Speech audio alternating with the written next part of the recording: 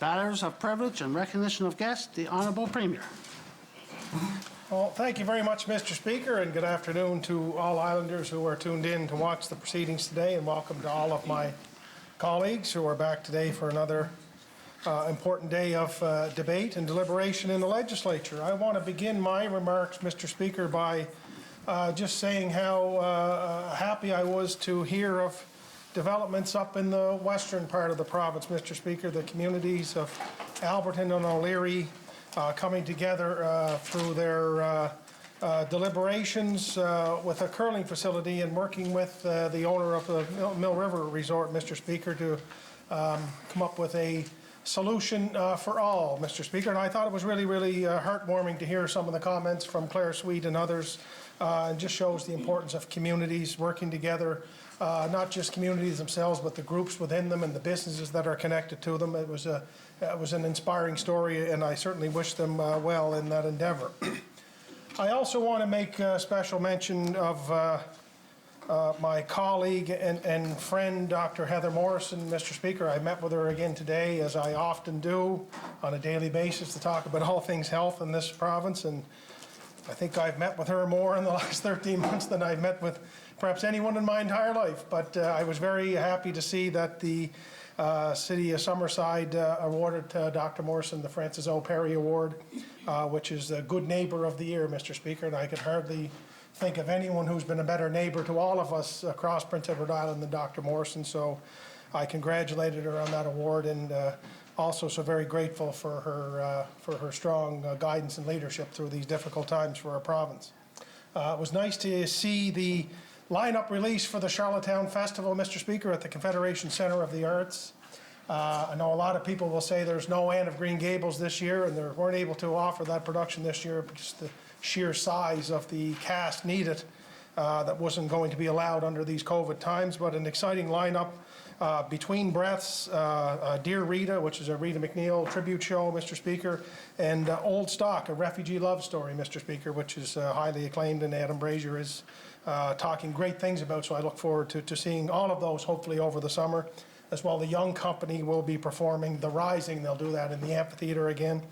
And it's great to see the Charlottetown Festival operating this year on a limited capacity, but really appreciate the leadership they have shown throughout this difficult time.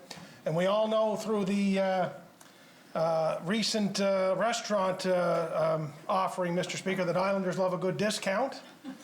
So the first 5 performances of each show, if you buy tickets before April 24th, will be offered at a 25% discount. So I encourage all to look forward to taking in the centre this summer to buy their tickets soon. And finally, Mr. Speaker, on a call last night with premiers and first ministers, I was able to offer my congratulations formally to Andrew Furey, the Premier of Newfoundland and Labrador, who was sworn in this morning as Premier of Newfoundland. It was quite a journey to get to where he is. In the last year, he told me he signed up for the leadership, which was supposed to be 5 weeks, and then COVID hit, which ended up being 6 months. And then he went through the process of, Mr. Speaker, to get into government, and then he called an election, which was supposed to be a few weeks, and it ended up being 12 weeks. So he said although he's only been in the job a year, he said more campaign days on the trail than everyone in Newfoundland history except Joey Smallwood. So he's become a good friend and colleague of mine. And I just wanted to wish him well, and I look forward to working with him in the days ahead. So thank you, Mr. Speaker. The Honourable Leader of the Official Opposition. Thanks, Mr. Speaker. I'd like to start out by wishing a long-time resident of District 17, Cecil McPhail, happy 93rd birthday. Some of us would know Cecil because he and his late wife operated the post office in Bonshaw for many, many, many years out of their home. And he was also, still is, well known in the Caledonia Club for being the spearhead behind the Robbie Burns and the St. Andrew's Day celebrations. So happy birthday to you, Cecil. 93 today. I'd like to echo the Premier's congratulations to Adam Brazier and to Steve Bellamy and everybody at the Confederation Centre for Their lineup, which was announced this morning, the Premier already went through the list of productions. It sounds like a really exciting and interesting, obviously very different from the last 50-odd years that we've had here with the absence of Anne, but some really fantastic shows. And so, like the Premier, I look forward to getting out to seeing them. And finally, again, on a performance note, some PEI musicians joined forces for an online concert, which is going to happen next week. Cellist Julia McLean, who was actually, she grew up in District 17 in Rice Point. She now lives in Ottawa and plays with the National Arts Centre Orchestra there. But she commissioned 3 new works from composers across the country. One of those composers being our very own Roy Johnson, also a member of District 17, a constituent of mine, and so those 3 pieces will be played online, and the event is on April the 15th. So congratulations to Julia for making that happen, and to Roy for being part of this national celebration. So I look forward to hearing that too. Thank you, Mr. Speaker. The Honourable Leader of the Third Party. Thank you, Mr. Speaker, and it certainly is a pleasure to rise again today and be back here. I'd like to say hello to everyone in Evangeline Muscush, and a special hello to my mother-in-law, Mary Morris, who watches the proceedings when she can. Mr. Speaker, as the Premier mentioned yesterday, another sure sign of spring is the golf course that's opening up, and it's hard to believe that that's going to happen this weekend. And for the avid golfers, I'm sure they'll really enjoy their weekend. Mr. Speaker, I would like to recognize a great local campaign that the member from Charlottetown Meadowbank mentioned yesterday. I'm referring to the Battery Blitz taking place at 8 schools, which is being organized by Earth Rangers and Call to Recycle. The Battery Blitz is designed to teach students about the importance and benefits of battery recycling and how small actions can go a long ways in helping our planet. The school that can collect the most batteries, which is determined by weight, will be rewarded with $3,000 in prize money to be spent on educational materials, experiences, and technology. I would like to thank Earth Rangers and the Call to Recycle for organizing this great initiative, and I wish the participating schools all the best. Thank you, Mr. Speaker. Honourable Minister of Finance, Deputy Premier. Thank you, Mr. Speaker. And I didn't plan on getting up today, but after the CBC article about Belfast Consolidated School and how well the community is doing, I felt that I needed to get up and really, I guess, share the pride that I have in the school community, in John Munro, the principal, and really the whole community in keeping that school open. The former government wanted to shut it down. There were 98 students at the time. There are 132 registered for this coming fall, with 20 in kindergarten, and they're expecting more registered. It just shows you what working in opposition, and I want to say to the opposition how lucky you are to have a collaborative government, because sometimes it's not that easy. And we did fight very hard. We had committees set up to do our own census to see how many babies were coming and how many were going to be in grade 1, 2, and 3, and the hard work from all the community. It did pay off. There are many young people moving back who have children and want their children to have the same experience that they did at Belfast Consolidated. And on another note, Mr. Speaker, Siobhan Cody, I want to congratulate Siobhan. She is, once again, the Finance Minister in Newfoundland. She's also the Deputy Premier, and she is Chair of the Finance Committee. So we have a lot in common. Chair of Treasury Board. We have a lot in common. I haven't met her in person, but we've had many phone conversations, and I look forward to the day we do meet in person, and I want to congratulate her and wish everyone here in the House a good day. The Honourable Member from Charlottetown, West Royal. Speaker, it's a pleasure to rise. Hello to everybody in District 14, and hope you're having a wonderful day. It's nice to see the sunshine. And just wanted to send a special note out. Just recently, the CEO of the Alzheimer's Society of Prince Edward Island retired, and that's Corinne Hendricken Eldershaw. And she retired from that service. And I just wanted to say that, Mr. Speaker, there's no one in Prince Edward Island, I don't think, that's been more of an advocate for seniors and people battling dementia and Alzheimer's than her. 14 years of incredible service, and she has done extraordinary things. And I just want to say that it's been a pleasure volunteering with her and working alongside her with different projects. And just thank you, Corinne, for all the work that you've done for Prince Edward Island seniors. Thank you. The Honourable Member from Summerside, South Drive. Thank you, Mr. Speaker. Pleasure to rise here today. Welcome to everybody, and hello to everybody in District 22. There's a nice little event coming up here, Mr. Speaker. It's called Summerside Street Eats. It's going to be a conglomeration of food trucks around some outdoor dining space, entertainment provided by 30 Russell and others. And I'd just like to get up and encourage all those food truck vendors to get their applications in early. It's going to be first come, first serve. And just a shout out to Angie and Darren and Gary for throwing all this stuff together. They're really at the heart of a lot of the culture that's going on in downtown Summerside. Thank you, Mr. Speaker. The honourable member from Tyne Valley, Sherbrooke, opposition whip. Thank you, Mr. Speaker, and it's a pleasure to rise today to say hello to everyone watching from District 23, Tyne Valley, Sherbrooke. And I also wanted to acknowledge the work of Ron McConnell and PEI's Emergency Animal Response Team.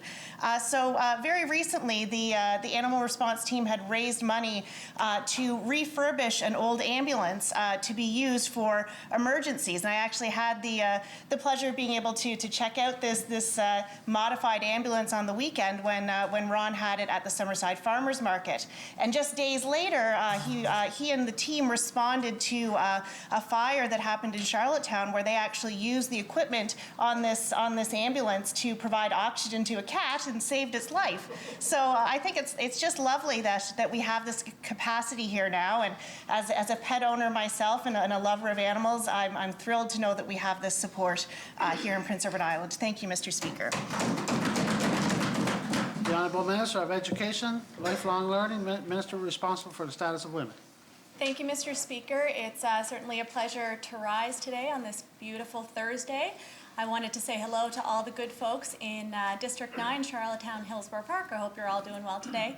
Mr. Speaker, I wanted to take a moment to send my sincere gratitude to all the staff, all the nurses, the doctors at the QEH. My mother-in-law had an incident this past weekend where she ended up in critical care. They had to do an emergency surgery on her, and she's now in the ICU. She is doing fine, thankfully, and we count our blessings. But it has really been a really tumultuous couple of days for our family. So I do want to just say, just from the bottom of my heart, thank you to everybody who's been involved in her care. Our family appreciates it beyond measure. Thank you, Mr. Speaker. The honourable member from Cornwall Meadowbanks, third-party House Leader. Thank you, Mr. Speaker. And Mr. Speaker, I just wanted to get up. Not too long ago, I met Blair McPhail on the street, and we're having a chat and a few laughs about bygone days, but Cecil's name always pops up. And when I was growing up, Blair's younger brother, Miles, and I were involved in ball and hockey together. And I always remember Cecil as being a jovial, calm, considerate individual, very humble, and 93 years old. And I was asking Blair how he was doing, and he said he's doing wonderful. So happy birthday to Cecil. Senator Brian Francis was recently at East Wilshire School, grade 7 class, doing a presentation on residential and reconciliation, and I thought, wow, a senator taking the time out of his day to do that, how important that issue is to him and his people. So I think kudos to him for doing that, because I think that's where reconciliation starts, is with our youth. And also this morning, Mr. Speaker, every Thursday, Mike McDonald, Don Bell, we have a hamper basket program that we started in Cornwall, and I had the opportunity this morning to skip a meeting and actually go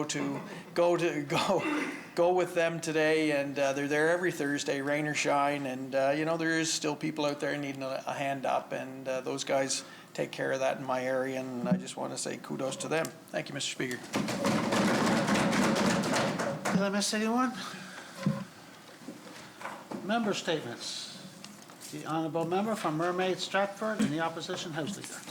Thank you, Mr. Speaker. If you live with an island senior or have had the opportunity to spend time with them recently, you may have noticed that the beloved discussions of the weather, their grandkid visiting, they've changed to in-depth discussions of vaccines, and specifically when their turn to get their shot will be. My mom holds every phone call with her friends and family via speakerphone. And now that she lives with me, that is something that I get to experience with her. This was a habit she got into with my dad so that they both could have the conversations and participate when they're talking to their friends and their family. And so I feel very honored that now I get to partake in these conversations, so I get to talk to a lot of seniors throughout the course of a week. It wasn't that many months ago that seniors were concerned about leaving their homes and interacting with others in public. Then, those conversations were full of anticipation that there was a vaccine. Then there were several vaccines. And then at the top of the list of discussions that they were talking about was when those vaccines would roll out. Then, the anticipation that their age group was being identified for booking appointments. That was the topic of discussion. When the day came that my mom was eligible, we booked immediately. And that was a very emotional day for us, and I'm sure that anybody who participated in that with their family, it was a very emotional day. It was a realization that there was a light at the end of the tunnel, Mr. Speaker, and soon my mom, her friends, and family members would be safe again. Now the conversations are more about those painless jabs in their arm, and of course, which vaccine did you receive? These daily calls are moving towards when friends will be able to meet again for card nights, Kayleys, and other social gatherings that are so important for the health and wellness of our island seniors. It certainly has been a year, Mr. Speaker, one that will be looked back on with the hope that we never have to experience it again. Mr. Speaker, I look forward to the talk about weather, and I look forward to the discussions about grandkids' visits. I think we can all agree we look forward to a little more normal for all the seniors in our lives. Thank you, Mr. Speaker.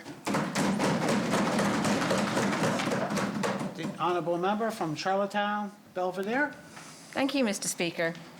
I'm going to follow from comments that we heard earlier from the leader of the third party around the activities for Earth Month. Earth Day is on April 22nd, and this month overall is Earth Month. And the reason we have a whole month is obviously to try and get as many people as possible to think about what they can do for their community and for the climate. Kids are being encouraged to take part with actions that can make a small but important difference. Climate solutions that start with personal action and responsibility to recycle, to reduce and reuse. The Earth Rangers program is a kids conservation organisation based out of Ontario that helps 200,000 kids learn about the environment and help protect habitats and the animals that live in them. Mr. Speaker, I think you know in my district I have actually 3 schools, but one of them is literally in my backyard. The kids come out to play and they're on the other side of the fence from my back garden. We know what time of the day it is by when the kids are in the playground. So it's really odd that this morning I participated in an assembly on my laptop in my kitchen because I can't go to the school yet. But I was only a few yards away, but I got to dial in and to speak to the kids in classrooms that are participating in the Earth Rangers program this year with that virtual assembly. They're taking part, as the leader of the third party mentioned, in a challenge to recycle batteries. But that's kind of I guess perhaps the carrot or the incentive to, because the competition really kind of helps people get interested, is to help the kids understand that impact can have really big consequences. The Battery Blitz contest brings that challenge and helps the kids see that the impact that they make, though small, does have outcome. This Blitz will run for 3 weeks, so you can help too. You can donate batteries for recycling. I would like you to donate them to the kids at Parkdale Elementary, or any elementary school that is participating, and show them that the community is part of the challenge with them. Thank you, Mr. Speaker. The honourable member from Charlottetown, Winslow. Thank you, Mr. Speaker. Earlier in this legislative session, I encouraged the public to share their input on the City of Charlottetown's traffic design draft for the Transportation Master Plan, which was created for the West Royalty commercial area. One of the top issues brought to me by my constituents is increased traffic and also speeding in residential areas, specifically in Sherwood. As the weather has improved, there are a lot more families and kids outside. Little games of road hockey are popping up and folks are getting their steps in. Mr. Speaker, let's be mindful that kids are now walking and biking to school after a long winter. Although we all are aware of the frustrations of modern life, demands on our time, and juggling many commitments, we shouldn't forget that we all do play a part in making our streets and roads safer by not rushing anywhere, and especially through residential streets. Slow down and heed the traffic safety measures, be extra cautious in school zones, near community parks and residential neighborhoods. Speed limits are put in place to protect everyone. Let's help drivers, bikers, and walkers share the road and get to our destinations safely. Thank you, Mr. Speaker. End of statements. Questions by members, starting with response to questions taking this notice.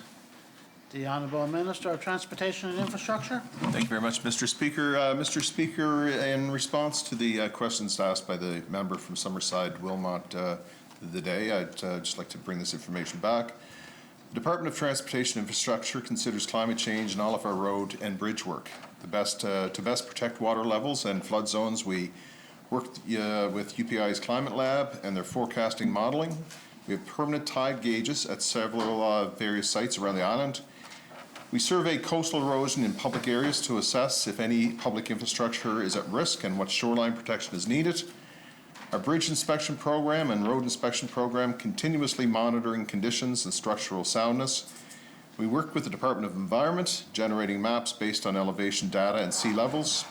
We have done inland flood risk mapping and modeling for the Hillsborough River Basin and mapping around North Rustico so we can see how best to improve infrastructure. New structures are being designed with increased resilience. For example, we are building bridges higher to address rising water levels. We're increasing the structural footings on our bridges and the sizes of culverts. And just a few examples that can be seen around this type of work is at the Oyster Bed Bridge that is soon to be completed, as well as the Surrey Breakwater and Pamure Island. So, Mr. Speaker, the Department of Transportation and Infrastructure is planning ahead to address rising sea levels, storm surges, or large stormwater waterside surges. Thank you, Mr. Speaker. Mr. Speaker, in addition, this one is much shorter. Mr. Speaker, in response to questions brought forward by the member of Tignish Palmer Road, we have 3 access PEI sites in West Prince, O'Leary, Albert, and Tignish. Through the COVID-19 pandemic, we have been able to continue full-time service in O'Leary. Albert and Tignish sites have been providing full-time service during alternating weeks. Even with rotational schedule, there are always 2 sites open in West Prince, and staff have not received any complaints from our clients. By combining our resources in creating this rotating schedule, we have enough staff to fulfill the added COVID protocols of screening clients and cleaning procedures. Mr. Speaker, it's important to remember that we are still dealing with the pandemic.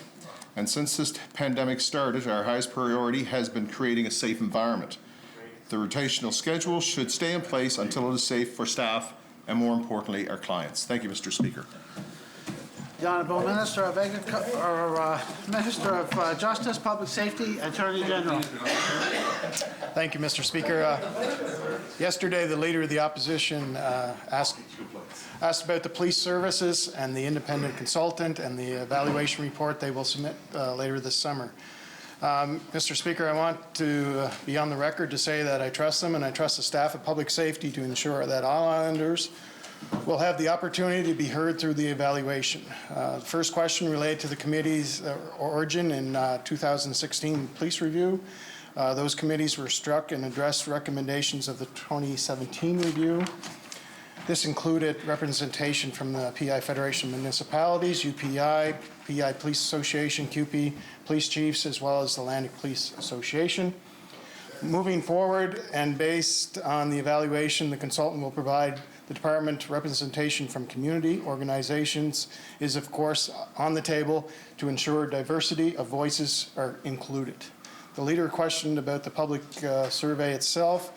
Mr. Speaker, first I would like to take the opportunity to thank the Leader of the Opposition for filling out the survey, I assume, since he was on, and encourage Islanders to complete it as it closes tomorrow. To date, 1,523 Islanders have completed the survey. That's 3 times as many people who responded than when the 2016 review was done. Mr. Speaker, the midpoint evaluation of the police review includes the public survey, but there is also dedicated meetings with over 80 community organizations and other key stakeholders. These meetings are for more in-depth discussions, feedback on police and services with organizations like the Aboriginal Women's Association, the PI Newcomers Association, the Black Cultural Society, the Mi'kmaq Confederacy, Women's Network, Victim Services, PI Crime Stoppers, post-secondary institutions, Boys and Girls Clubs, and many more, which I will table later. The consultant and staff are working hard to ensure that the midpoint evaluation is thorough and captures the voice of Islanders from all walks of life. This will be the foundation of how we strategically plan policing services for PEI. That responds to the needs of all Islanders. The Leader of the Opposition also questioned on the complaints process for police services. I would encourage Islanders to share their feedback on improvements, if improvements are needed in this area as well. From those findings, there are many opportunities to strengthen the process. There were also questions related to record checks federally. There is a Federal Criminal Records Act. I would remind the members, collecting information is part of the police officers do every single day, and PI already has legislation in place to protect Islanders' personal and health information. Mr. Speaker, I would like to say again that the reason for doing this midpoint evaluation is because we want to ensure all Islanders and all communities with all different experiences with police and services have a chance to share their perspective. Thank you, Mr. Speaker. The Honourable Minister of Health and Wellness. Thank you very much, Mr. Speaker. And Mr. Speaker, in response to questions taken as notice and to provide clarity on comments made, first of all, Mr. Speaker, with regard to cytology, Health PEI is planning to implement primary HPV screening that would replace most PAP tests in 2022. When this testing is in place, there will be very few PAP smears coming into the laboratory as compared to present day. Rather than receiving PAP smears, most women will receive HPV screening, which is completed by a PCR test and will have quicker turnaround time for results. This screening is more sensitive and better than the current cytology test. This is current best practice, and it will result in much better care for women in PEI. Mr. Speaker, with a PCR screening test available, it will result in very few PAP smears being completed in PEI.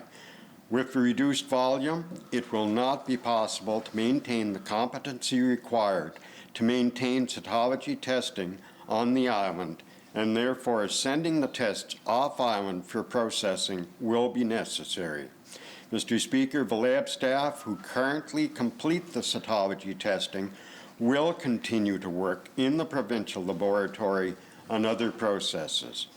This change will bring about far improved care for women on the island by improving cancer screening and detection of the HPV virus that can lead to cancer sooner. And Mr. Speaker, with regard to OB-GYN vacancies, for an update, there are 9 obstetrician gynecologists currently practicing on PEI, including 2 locum physicians. There is a full complement of 3 obstetricians at the Prince County Hospital, and there are 4 permanent obstetricians at the Queen Elizabeth Hospital, as well as 2 current locums. As well, we will have 2 permanent physicians starting at the Queen Elizabeth Hospital late summer, early fall. Thank you, Mr. Speaker. Anyone else? For our first question, I'll call on the Honourable Leader of the Official Opposition. Thank you, Mr. Speaker. I started off my greetings by wishing a constituent a happy 93rd birthday, happy 94th birthday to you, Cecil. Government signed agreements with Bell and ExploreNet in March 2019 with the express intent of, and I quote, enabling the deployment of reliable high-speed broadband internet service to underserved rural areas of PEI, end quote. ExploreNet has recently changed its approach to providing the 20,000 rural residences that were slated to receive an internet upgrade from that company. They've moved up some timelines, which is fantastic, and they are now expanding wireless capability prior to the fibre backbone, which will ultimately support that faster wireless service. Question to the Minister of Economic Growth, Tourism and Culture. Will all of the updates to the existing towers and construction of new towers required to provide this upgraded service be installed this spring as you promised? The Honourable Minister of Economic Growth, Tourism and Culture. Thank you, Mr. Speaker, and thank you, Honourable Member, for the question. So, yes, the latest update I have with ExploreNet, we have towers up in Borden Carlton, Cornwall, Summerside, Irishtown, Belfast, Urbanville, Ellerslie, and Georgetown. So the towers are up and they're set to be hooked up, and internet will be available, I'm told, sometime the latter part of May. Once I have an update of an exact date, I'll let you know. The Honourable Leader of the Official Opposition. That's welcome news, and I know that the existing towers also had to be upgraded, so hopefully that work is being done too. The original agreement from March 2019 mandates ExploreNet to provide monthly progress reports and quarterly operational reports. To the same Minister, when did ExploreNet last provide you with detailed written reports as required, and will you table them here in the House? The Honourable Minister of Economic Growth, Tourism and Culture. Thank you, Mr. Speaker. That's something that wouldn't go directly to me. I'll have to go back to the department and get that, and most certainly whatever we have, I'll be glad to table. The Honourable Leader of the Official Opposition. You had some questions on this topic yesterday, Minister, and yesterday you stated that the 95% targets, which would include all of these 20,000 residences to be served by ExploreNet, will be completed by 2023, hopefully sooner rather than later. You also stated in the same series of questions, and entirely correctly, that the final 3 to 5% that will be really challenging, but that you are, and I quote from what you said yesterday, committed to hit these gaps, the 3 to 5%, as well by 2023, end quote. To the Minister, so just so I'm absolutely clear about this, are you saying that all rural islanders will receive true high-speed broadband internet service by 2023? The Honourable Minister of Economic Growth, Tourism and Culture. Thank you, Mr. Speaker. And yes, Honourable Member, that's the plan. So after we rolled out the original contract with Bell and ExploreNet, we knew there was still a 3 to 5% gap. We went right to work right away to see what we could do to provide high-speed internet to them areas. Now, these areas, I must say, are all across Prince Edward Island. They're not in one particular area. So we've been working with Bell, ExploreNet, as well as Eastlink and some other providers to see what they can do with some of these areas. We're waiting on a report back from Stantec, which will be back to us in the next 30 days, that will show the exact locations and the exact number we're dealing with. But yes, Honourable Member, the plan is 2023. The Honourable Leader of the Official Opposition. Thanks so much, Mr. Speaker. And a critical component of the original agreements with Bell and ExploreNet was that they must provide true high-speed internet services defined by the CRTC guidelines. That's namely 50 megabits per second download speed and 10 megabits per second upload speed at a minimum. Those speeds can be achieved, of course, through fibre, and they can also be achieved through wireless. But it's only going to happen if the companies are mandated to do that. An accelerated timeline, as promised by ExploreNet, that gets internet out to all these rural islanders who so desperately need it, will only be welcomed if those minimum speed requirements are actually met. A question to the same Minister. In promising a quicker rollout, are we sacrificing those fundamental commitments to meet the CRTC guidelines? The Honourable Minister of Economic Growth, Tourism and Culture. Thank you, Mr. Speaker. Absolutely not, Honourable Member. So what we've tried to do is provide better service in the short term until ExploreNet has the ability to hook up to the CRTC levels. One of the biggest concerns I've been getting is all across Prince Edward Island is their speeds. So we're doing whatever we can in the short term to improve the speeds until we get the contract finished off to its full, which let's hope it takes quicker than 2023, but as of right now, that's the date that we're trying to provide, and we will provide all islanders with high-speed internet by 2023. The Honourable Member from Summerside South Drive. Thank you, Mr. Speaker. The Minister has stated that he is interested in moving our justice system from one focused solely on punitive measures to one with restorative measures. That's great. We passed a motion moved by the member from Summerside Wilmot and seconded by myself related to this. Question to the Minister of Justice. It has been almost a year and a half since our drug court pilot motion was supported unanimously by this House. When will Summerside see this in place? The Honourable Minister of Justice and Public Safety, Attorney General. Thank you, Mr. Speaker, and therapeutic approach is the way this government in the Department of Justice wants to take a look at serving justice on this island, Mr. Speaker. And it's all about community well-being, Mr. Speaker, and we believe that is the process that we need to take, and we are taking that direction now, Mr. Speaker. It's going to take a little time. We want to get it right, Mr. Speaker, and as I stated a while back, we have senior staff right now looking into that path forward, Mr. Speaker, and I look forward to it coming. Thank you, Mr. Speaker. The honourable member from Summerside South Drive. Thank you, Mr. Speaker. I didn't hear a time that we'd be seeing a drug court in Summerside there, but we'll move on here for the moment, Minister. The justice system historically has disproportionately targeted individuals from specific demographic groups, especially Black and Indigenous Canadians. Question to the Minister of Justice. What are the demographics of our incarcerated population on Prince Edward Island? The honourable Minister of Justice, Public Safety, and Attorney General. Thank you, Mr. Speaker. I would like to bring the stats back, Mr. Speaker, with the Department of Justice and Public Safety. I really want to make sure I have the correct stats when I bring it back, Mr. Speaker, so I'll bring those stats back. Thank you, Mr. Speaker. The honourable member from Summerside South Drive. Thank you, Mr. Speaker. It'd be great if you could bring back that date for the drug court in Summerside as well.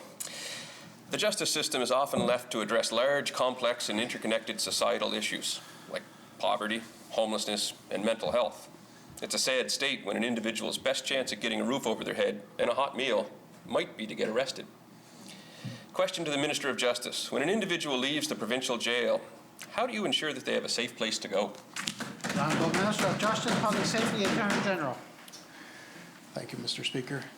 I can assure the member across that no inmate that is leaving the correctional facility is released without a plan, Mr. Speaker, and without support, Mr. Speaker. I can assure you that staff take that very seriously, Mr. Speaker, and I'll bring back the exact process, but Mr. Speaker, it is we just don't let them go, Mr. Speaker. We make sure there is a support system there for them, Mr. Speaker, and we continue to do that.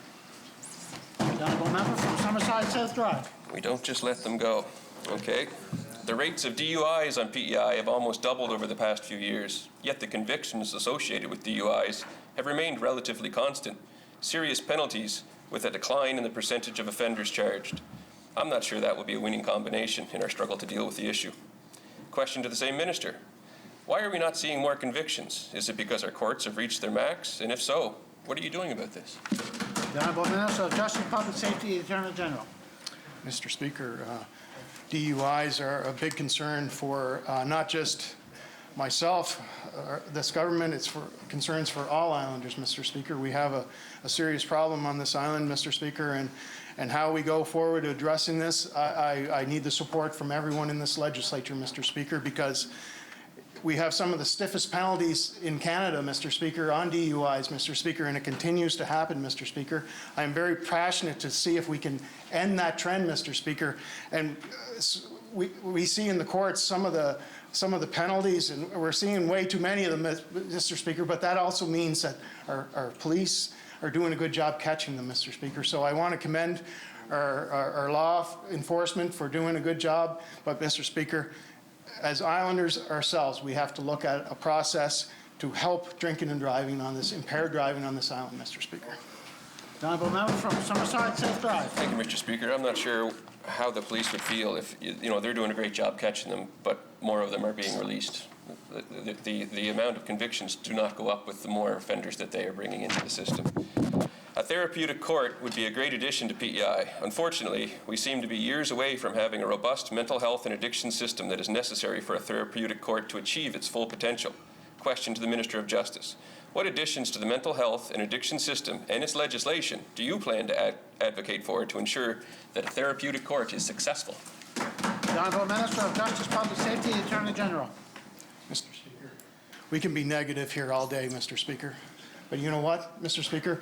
we got to look at the pros, Mr. Speaker. We're trying to move forward on a therapeutic approach, Mr. Speaker, on this island, Mr. Speaker. And I'm not sure where this member's getting his numbers from. His stats have been very wrong as every question he's asked me, Mr. Speaker. So, Mr. Speaker, it's important that we look at a therapeutic community well-being, Mr. Speaker. And I am committed to working with it. It's going to be a challenge. It's not going to be easy, Mr. Speaker. But I don't think anyone in here agrees it's not the right way to go, Mr. Speaker, and I'll make sure we get it there. Thank you, Mr. Speaker. The honourable member from Mermaid Stratford. Thank you, Mr. Speaker. The Procurement of Goods Act came into effect in November 2020. The Public Accounts Committee heard from department representatives in February that there wasn't a clear implementation plan in place 3 months after the law came into force. The department has not put the staff and training in place to successfully implement the law, nor has it provided information and training for vendors. Question to the Minister of Finance. When will this government have the Procurement of Goods Act fully implemented? The Honourable Minister of Finance, Deputy Premier. Thank you very much, Mr. Speaker, and honourable member. The government procedures that are followed, it's a regulatory framework, includes acts, regulations, policy, and trade agreements, and our finance department is working continually to ensure that the act is being followed and working with all the departments across government to ensure that they are following the act as well. Thank you, Mr. Speaker. The honourable member from Mermaid Stratford.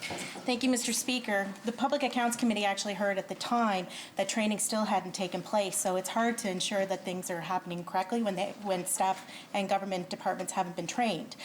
Between November 20th and February 21st, November 2020 and February 21st, when the Public Accounts Committee met with the Department of Finance, government was, of course, still purchasing goods, even though it had not put all the pieces in place to properly implement the law.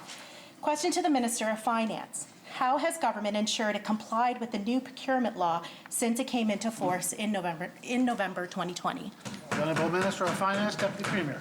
Thank you, Mr. Speaker. And all the goods and services that are purchased in the province, there are a number of principles that they follow. Local and regional suppliers have equal access to opportunities. Fair and open competition among suppliers is maintained, and supplies are obtained at the best quality, service, and price possible. But we've also have a clause in there to ensure that we do have some favoritism towards locally purchased goods. Thank you, Mr. Speaker. The honourable member from Mermaid Stratford. Thank you, Mr. Speaker. And we did hear about the local clause that was in there. However, in 2019, the Office of the Auditor General issued a report on the government's compliance with the Public Purchasing Act and its regulations. That's the precursor legislation to the new Procurement of Goods Act. The audit found widespread non-compliance with the law and its regulations. The Auditor General made 8 recommendations for the government to implement the most basic controls in its operations to ensure proper procurement process. Question to the Minister of Finance. How will you assure this House that the most basic controls needed for the procurement and payment for goods are in place and are being followed? The Honourable Minister of Finance, Deputy Premier. Thank you, Mr. Speaker. And although the management of the tender process does go through the Office of the Comptroller, each department is in charge of, the purchasing of the goods that they need. And we work with every department to ensure that that is followed, and we'll continue to do that. We are looking right now at all of the recommendations by the Auditor General, and we continue to try and get to where we need to be. It's a big let's say a big process, because we are dealing with all departments across government, and they do their own purchasing for procurement, but it does go through the Comptroller's office for sure. Thank you, Mr. Speaker. Honourable member from Mermaid Stratford. Thank you, Mr. Speaker. And I would think that Auditor General recommendations should have been infused into the new legislation before this government actually enacted that legislation. In public sector organizations and governments, including ones the size of Prince Edward Island, senior management in the departments rely on internal audits to ensure they are following their own laws. We don't have these in the Prince Edward Island government. Every time the Auditor General does an audit here in PEI, they find numerous instances where government administrators are not following our laws and regulations. Question to the Minister of Finance. The procurement process is critical for the effective delivery of our programs and services. When will this government start taking its responsibilities seriously and put in place proper practices such as internal audits? The Honourable Minister of Finance, Deputy Premier. Thank you, Mr. Speaker. And once again, Honourable Member, the finance department will work with all departments. They are the commodity experts of what they need in their departments. We'll work with them. We continually respect and look to the recommendations of the Auditor General. I think every year we have recommendations, and all departments work continually to adhere to and improve the recommendations that are put forward. And again, we will work with all departments to ensure that they are meeting the requirements of the Procurement Act. Thank you, Mr. Speaker. The honourable member from Summerside, Wilmot. When I saw all of the questions taken as notice that had actually come back today, I got my hopes up, but I have to tell you I'm disappointed. Question to the Minister of Justice. It's been over a week since I have asked about non-disclosure agreements. Do you have any information to provide this House yet? The Honourable Minister of Justice, Public Safety, Attorney General. No, Mr. Speaker. I will ensure that I bring that back as soon as possible. Summerside, Wilmot. Thank you, Mr. Speaker. I would think soon as possible would have been sometime in the last 10 days. Question to the same minister. In the instance where an organization has multiple NDAs that involve the same person, what obligation does an employer have to make the public aware of a potential hazard? The Honourable Minister of Justice, Public Safety, Attorney General. Thank you, Mr. Speaker, and I will bring that information back. Thank you, Mr. Speaker. Summerside, Wilmot. Thank you, Mr. Speaker. I'd like to believe that you actually would bring that back, Minister. I'm still waiting. Question to the same minister. Will you bring in legislation to ensure that non-disclosure agreements are not silencing victims? The Honourable Minister of Justice, Public Safety, Attorney General. Mr. Speaker, we look at all legislation, Mr. Speaker, that can ensure that it supports the victim, Mr. Speaker, and in this circumstances, it is important that we look at that, and I will commit to looking at that legislation. Thank you, Mr. Speaker. Summerside, Wilmot. Charlottetown, Victoria Park. Thank you, Mr. Speaker. I'm going to quote from the mandate letter for the Minister of Education and Lifelong Learning. Work with your colleague, the Minister of Economic Growth, Tourism and Culture, to champion and inspire island culture and heritage and increase awareness and education of our proud past. One part of our history that is not so proud and where we are seeing controversy and conversation across Canada, including right here in Charlottetown, is the John A. Macdonald statue. Question to the Minister of Education and Lifelong Learning and the Minister responsible for Charlottetown. Have you discussed this, and have you been working with Charlottetown City Council on this? The Honourable Minister of Education and Lifelong Learning, the Minister responsible for the status of women. Thank you very much, Mr. Speaker. And just to educate the House, I am no longer the Minister responsible for Charlottetown. Once the other MLA was elected, my colleague here, that title is no longer associated with me, but that being said, I'm always going to be a strong advocate for the city of Charlottetown. He's not a minister. The Minister has the floor. No, okay. So sorry, but that being said, I grew up in Charlottetown. I represent the good people of Charlottetown. So absolutely, I'm going to continue to be a strong advocate for the residents of Charlottetown with regard to the statue. I've had many conversations with councillors. I have had conversations with the mayor. I don't know what further that the honourable member across would want from me. My role is to advocate on behalf of residents of Charlottetown, and that's what I do with all members in this House and all council. Thank you very much, Mr. Speaker. The Honourable Member from Tyne Valley, Sherbrooke. Thank you, Mr. Speaker. We have seen several doctors leaving Prince County in the past 6 months. It's incredibly important that we understand why they are choosing to leave. In December, the former Minister of Health stated that exit interviews are being conducted with outgoing healthcare staff, and right now I am really hoping that includes doctors. Question to the Minister of Health, have you conducted exit interviews with the doctors who have left Prince County recently, and if so, why are they leaving? The Honourable Minister of Health and Wellness. Thank you very much, Mr. Speaker. And yes, that was one of the first things that I followed up on with regard to exit surveys being conducted. And yes, they are being conducted and will continue to be conducted, Mr. Speaker, right across the board with all employees that are leaving Health PEI. But I think the other thing that we have to look at, Mr. Speaker, and you look at the budget, that we have dollars in there for retention. We also have to look at doing surveys with employees to find out what enables them to stay here, what the good things are, the great things about working here in PEI, but also to be able to hear from them some of the concerns that they have as well. Thank you, Mr. Speaker. The honourable member from Valerian-Inverness. Thank you, Mr. Speaker. Mr. Speaker, when government came out with their early learning centre plans, many islanders were interested and want to know about this announcement. However, we have learned one thing about this particular government. It's that you must wait for the details and wait for the rollout before making any true judgments, Mr. Speaker. The throne speech contained a promise to create 300 new childcare spaces in the province. However, we are still unsure where exactly they will be located. Question to the Minister of Education. Have you approved all 300 new childcare spaces for locations that have been promised to roll out this September? The Honourable Minister of Education and Lifelong Learning. Mr. Speaker, thank you, Honourable Member, for a question. It's great to hear early learning in our childcare sector being discussed here in the House. It is an important priority for this government. And as I spoke previously to, the investments that this government is making in the sector is unheard of. 41% increase in the early learning and childcare budget. Mr. Speaker, we are going to be offering, come January 2022, $25 a day daycare for our families, Mr. Speaker. So, Mr. Speaker, in terms of some of the investments, I just want to speak further to this because it is pretty substantial. So again, we did commit to the universal pre-K rollout in fall of 2021.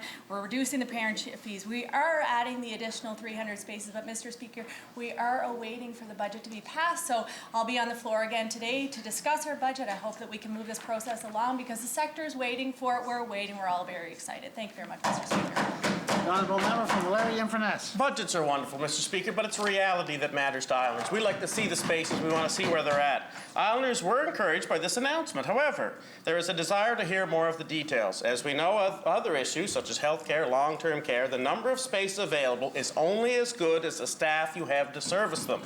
This is a government that tends to get the cart a little bit before the horse, Mr. Speaker. Private sector has often had trouble retaining early childhood educators. Question to the Minister of Education.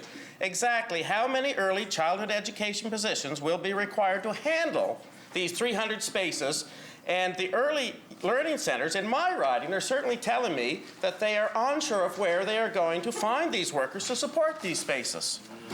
The Honourable Minister of Education and Lifelong Learning.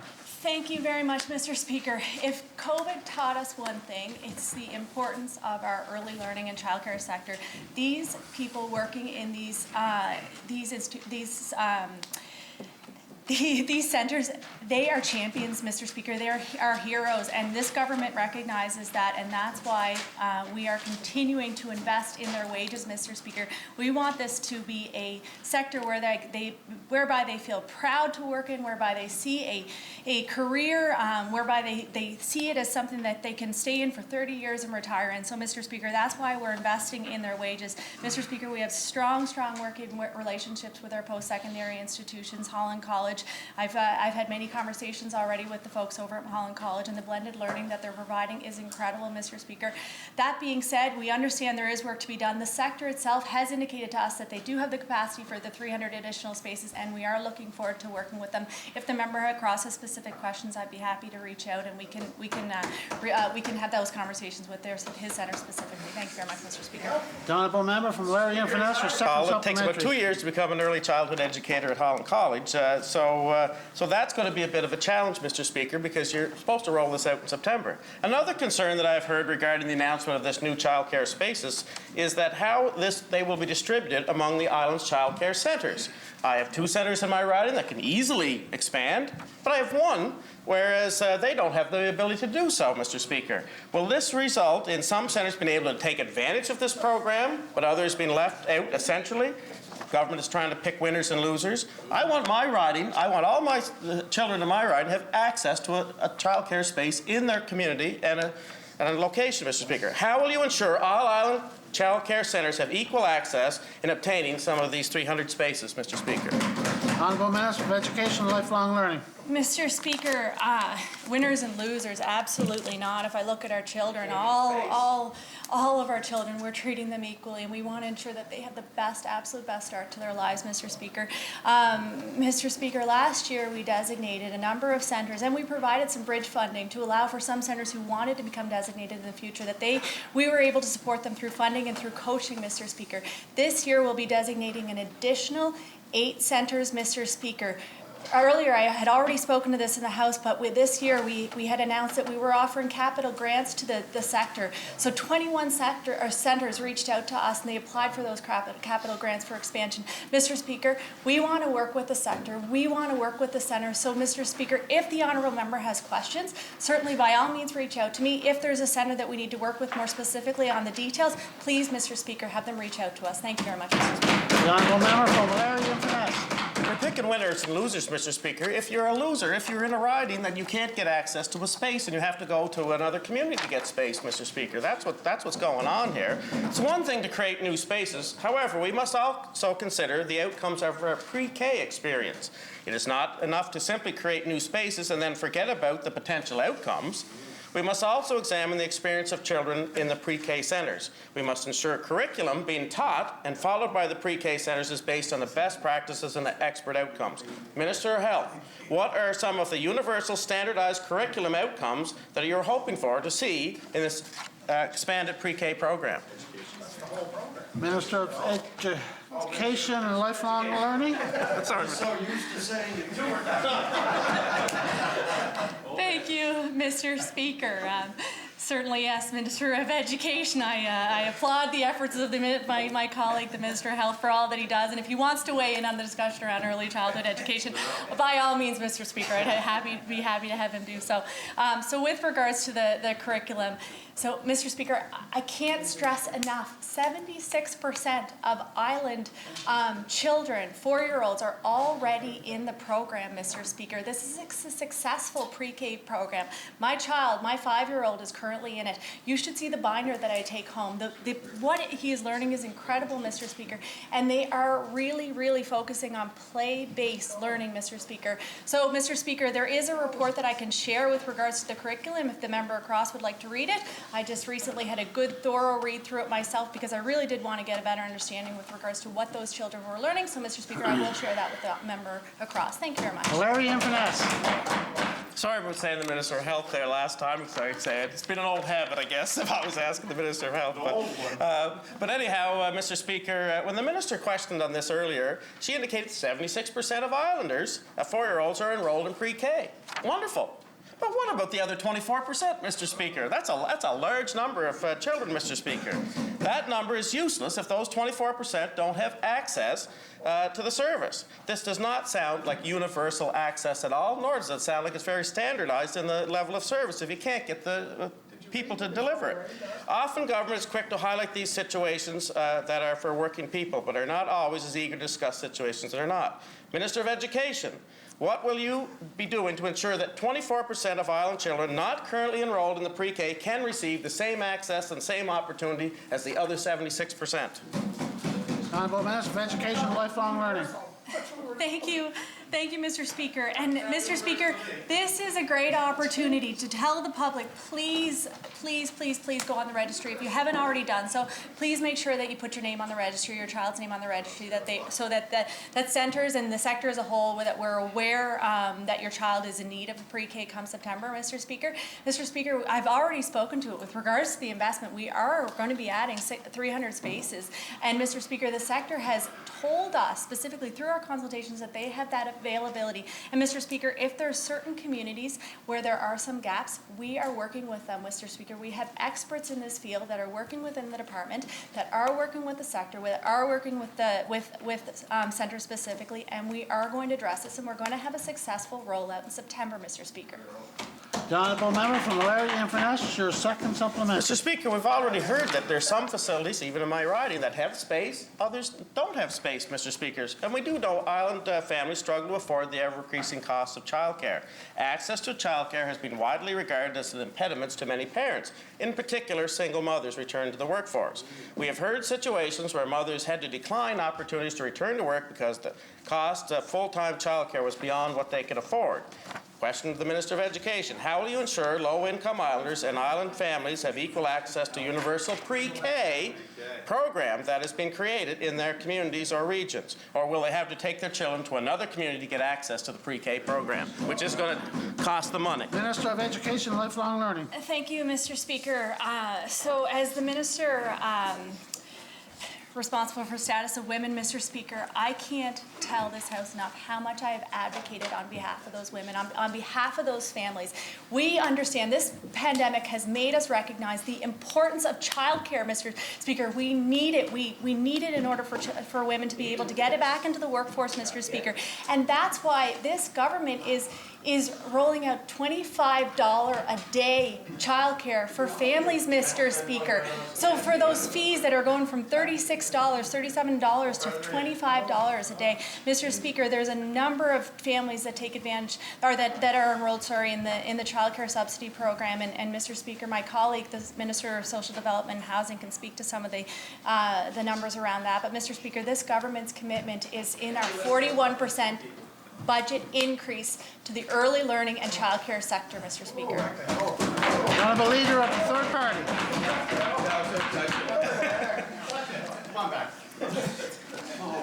Thank you, Mr. Speaker. Mr. Speaker, my question today is to the Premier. Yesterday, the Premier did not provide clear answers on opening our borders after vaccination. We know government relies on expert advice, and one of your head experts is Dr. Michael Garham. This is what he tweeted on August 14th. 2020. Has COVID-19 quietly killed Canadian Confederation? Travel restrictions between provinces, while understandably 4 months ago, are no longer justifiable. Is your health health PEI expert offering the same advice now? The Honourable Premier. Well, Mr. Speaker, I've spoken to Dr. Gardam a couple of times, not anything about COVID, Mr. Speaker. His job as COO of Health PEI is about the overall delivery of services and health, Mr. Speaker, but I've never spoken to him about his advice on COVID. The Honourable Leader of the third party. Thank you, Mr. Speaker. In December of the same year, the same expert gave an interview on a national CBC program. He said that the 14-day isolation rules are too severe and said that it should be reduced to 10 days. Have you discussed this matter with Dr. Garham? The Honourable Premier. Once again, Mr. Speaker, my answer to that question would be no. The Honourable Leader of the third party, your second supplementary. Thank you. Thank you, Premier. Dr. Garham is an infectious disease specialist, and he has been clearly offside with some of your central COVID control mechanisms followed by this government. What specific role is Dr. Garham currently playing in the apparent move to open our borders to the rest of Canada and the United States? The Honourable Premier. Well, Mr. Speaker, I'd like to think there are protocols. They're not mine. I consult directly with Dr. Morrison, as I indicated in my greetings. I did again this morning. Dr. Morrison has a broad table of experts who sit around every day and discuss a PEI perspective. They get input from their regional counterparts and their national counterparts, Mr. Speaker. To my knowledge, I'll stand to be corrected, I don't believe Dr. Gardam sits at that table, Mr. Speaker, and I think I'm not sure where the Honourable Leader of the third party is trying to get with this line of questioning, but I could say if he's trying to throw blame on me for the last 13 months of PEI being a leader across the country, if their health protocols, Mr. Speaker, I'd say throw it on. Charlottetown, Winslow. Thank you, Mr. Speaker. Last night, the Premier indicated he did have a call with the Prime Minister and the other First Ministers. The federal rollout of the vaccine has generated a lot of talk and also, Mr. Speaker, some vocal criticism among some of the provinces. Question to the Premier, what are your feelings on how the vaccine rollout has gone so far for our province? The Honourable Premier. Well, thank you, the honourable member, for the question, Mr. Speaker. I think a lot of the topics that we've discussed over the last 13 months about COVID have certainly brought about spirited discussion, Mr. Speaker, and I think vaccines are just one of those. One of the topics that we did talk about on the call last night with the Prime Minister, Dr. Theresa Tam was on as well, Mr. Speaker. Specifically, I outlined that the rollout of the vaccine in Prince Edward Island has been going very, very well.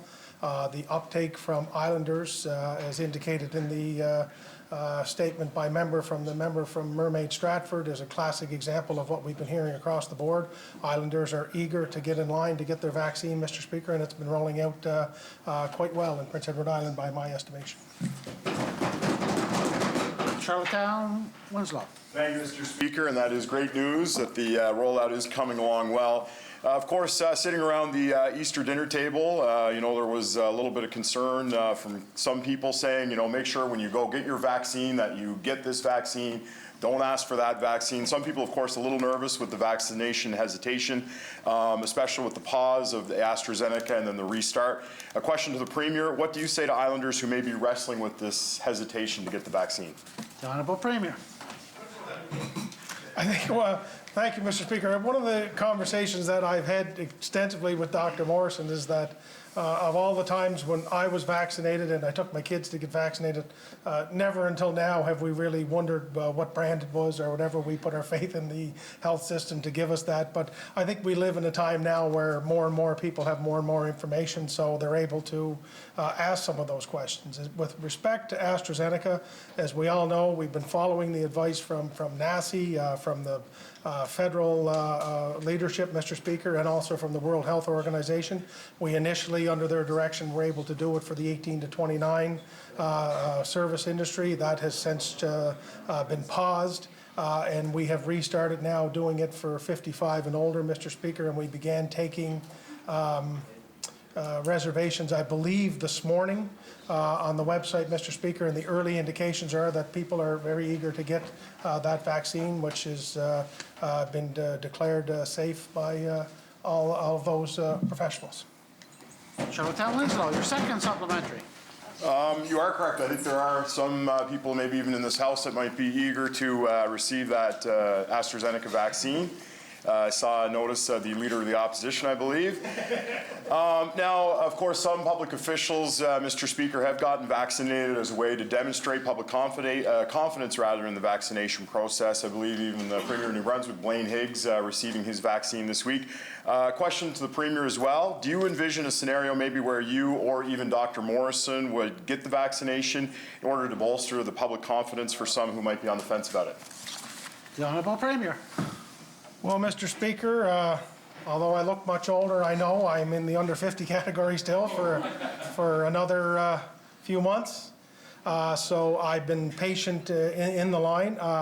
I've talked to Dr. Morrison about this. Neither one of us have been vaccinated. I have suggested to Dr. Morrison that in her position and her essential nature to what we do here, that she should go get vaccinated. That would be my suggestion. I think of all the people in Prince Edward Island who are vital to our overall COVID recovery, she is at the top of it. She has been waiting patiently to get into her age group as well. I think to answer the question, if I thought Islanders weren't getting in line for the vaccine, and if I thought they needed a dose of, suggested dose of confidence, Mr. Speaker, and if I could help or if she could help, we would do that. But I think we've had tremendous turnout and response from Islanders. But I do think when individuals like the Leader of the Opposition get their vaccine, Mr. Speaker, that all of that helps with the public confidence of this. And if I thought that was waning and I could do my part, I would certainly do that. But I would never, ever want to be in a position to jump the line, Mr. Speaker. I'll wait my turn like all Islanders have and look forward to the day when I can get it. The Honourable Member from Charlottetown, Belvedere. Thank you, Mr. Speaker. For months, we've heard from the community about the Sir John A. Macdonald statue in Charlottetown. The status quo is not acceptable to anybody, and it is particularly disrespectful to the Indigenous community. Question to the Minister of Fisheries and Communities. Have you discussed the statue's future with Charlottetown City Council, and when can we expect action? The Honourable Minister of Fisheries and Communities. Thank you, Mr. Speaker. No, I have had no conversation with the City of Charlottetown on this matter. Thank you. The honourable member from Charlottetown Belvedere. Thank you, Mr. Speaker. Question for the Premier. Can the Premier explain why he thinks that the largest population centre in the province, the City of Charlottetown, does not deserve a minister responsible? Or did you eliminate the ministerial role so we can't ask questions in the House? The honourable Premier.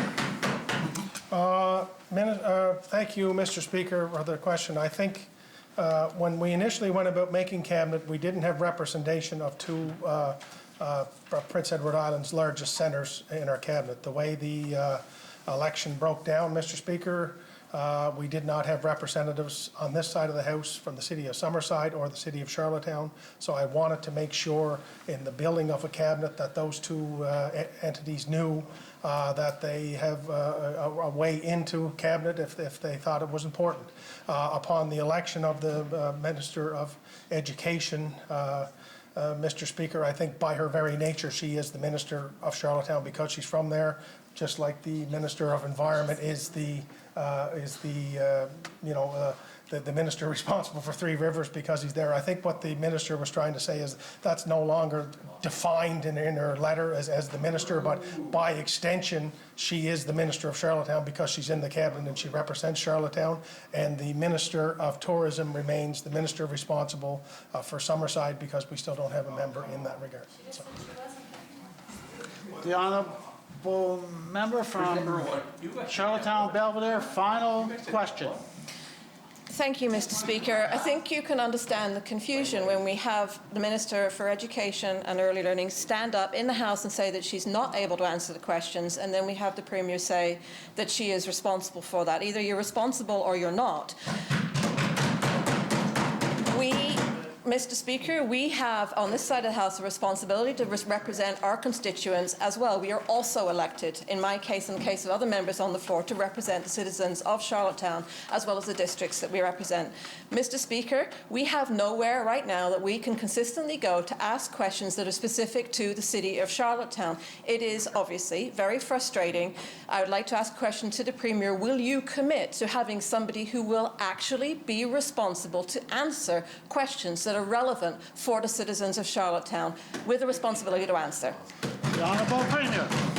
Well, Mr. Speaker, we have a mayor and a council that have responsibility for the City of Charlottetown, and they should be the ones asking questions. I think we used to have a defined minister because we did not have that representation. So as I say, the Minister of Education is responsible by way of her jurisdiction at the cabinet table to represent not just Charlottetown but all interests at the table like we all do, Mr. Speaker. I think if you have a specific question about an issue with the city or within the city limits that pertains to one of the departments here, that you should ask that. But before we got here, there was not a minister responsible for Charlottetown, Mr. Speaker. You didn't ask your questions to the last government to a minister responsible for Charlottetown because there were many members from the city that were represented at the cabinet table, Mr. Speaker, and that's how we've evolved over the course of time, Mr. Speaker. But I would be open to any and all questions that I can be helpful with, Mr. Speaker, because I believe the City of Charlottetown is not just our capital city, it's our biggest region and our, an incredible asset to our province, Mr. Speaker, and we want to see it thrive for years to come. End of question period. Ask government head of Premier from Charlottetown. Statements by ministers. The Honourable Minister of Health and Wellness. Thank you very much, Mr. Speaker. And Mr. Speaker, I am pleased to rise today in celebration of the Canadian Cancer Society's annual Daffodil Campaign. Every spring, the Daffodil Campaign brings Canadians together to support and remember those affected by cancer. Mr. Speaker, nearly 1 in every 2 Canadians is diagnosed with cancer in their lifetime, meaning all Islanders are impacted in some way. Cancer is one of the most commonly diagnosed chronic diseases and is sadly the leading cause of death in both Prince Edward Island and in Canada. Everyone has been touched by cancer in some way: a personal experience, caregiving for a loved one, supporting a friend or family member in their journey, and the list goes on. Mr. Speaker, the healthcare system is committed to reducing the prevalence of cancer and its impact on all Islanders by advancing best practice care across the cancer control continuum. Mr. Speaker, the cancer control continuum describes the various points of a person's journey from cancer prevention to early detection, diagnosis, treatment, and end-of-life care. Services that support the cancer control continuum are found throughout our health system. Mr. Speaker, primary care services, screening programs, the PEI Cancer Treatment Center, and the Provincial Cancer Patient Navigator Program are providing excellent care to Islanders, and we want to continue to build on this momentum. It is important to understand your risk of developing cancer and what type of cancer screening may be available for you. Mr. Speaker, I urge Islanders to talk to your family doctor, to talk to your nurse practitioner about ways you can screen for cancer, and remember to discuss any history of cancer you may have in your family, as this may increase your risk. Mr. Speaker, the daffodil is known for surviving harsh winters and being the first flower to bloom in the spring. For those living with cancer, the daffodil symbolizes resiliency and strength, because when daffodils bloom, hope grows. This spring, I encourage Islanders to wear daffodil pins and share photos on social media using the hashtag Daffodil Campaign and tagging at CCS Atlantic. Islanders can also donate online at www.action.cancer.ca to help fund life-changing cancer research. And again, Mr. Speaker, that website for donation is www.action.cancer.ca. Your support during this year's campaign can help make sure that no one faces cancer alone.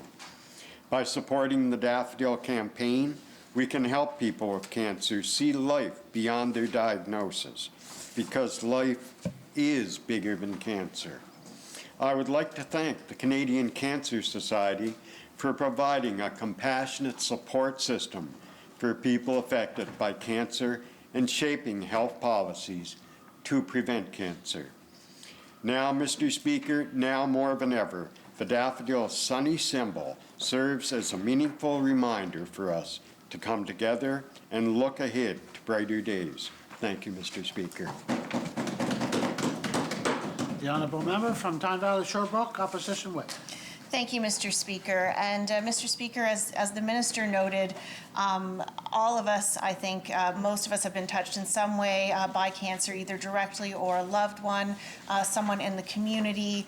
We know that it can have a significant impact on individuals and families, and that early screening and detection is absolutely critical in ensuring that we are able to address and fight cancer most effectively for the best health outcomes of Islanders. So making sure that our current screening programs are as effective as possible and following best practices, and that we are creating avenues for Islanders who right now perhaps don't have access to a family doctor or a nurse practitioner. We need to make sure that we are doing everything we can to provide opportunities for that early screening and detection, so that those who do have to face cancer are able to have the best chance in that fight. As well, though, I do want to say there is a great deal of hope in that the Canadian Cancer Society has supported and continues to support research toward curing many forms of cancer, and there's exciting developments in areas like in artificial intelligence and robotics, and ways that only a few years ago we would have never even considered in this fight. So that we are able to support the work of the Canadian Cancer Society is incredibly important, and I encourage all Islanders to support their work if you can. Thank you, Mr. Speaker. Larry Inverness, third-party whip. Mr. Speaker, every year the Canadian Cancer Society organizes the Daffodil Campaign to raise awareness and support those living with all types of cancer. As almost 1 in every 2 Canadians will be diagnosed with cancer at some point in their life, we are all affected by cancer, either directly or indirectly. It may be a parent, a child, a sibling, or friend, but chances are we all know of someone who has struggled with cancer over the course of their lives. Mr. Speaker, no family is immune from this dreaded disease, including my own, Mr. Speaker. Mr. Speaker, cancer hasn't stopped being a life-threatening disease during the COVID-19 pandemic, so it's encouraging to see the Cancer Society continue to find innovative ways to raise funds and awareness, even if they must forego their traditional in-person fundraising initiatives again this year. Mr. Speaker, by supporting the Daffodil Campaign this year, you can help make sure that people suffering with cancer know that they are supported.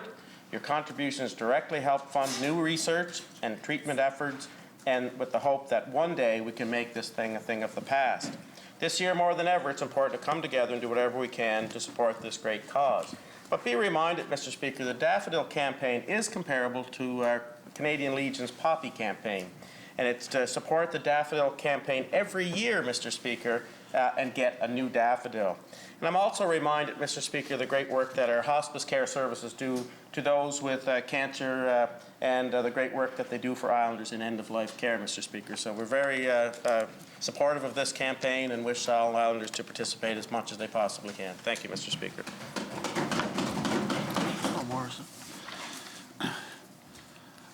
End of statements by ministers. Presenting and receiving petitions. Tabling of documents. The Honourable Member from Charlottetown, Victoria Park.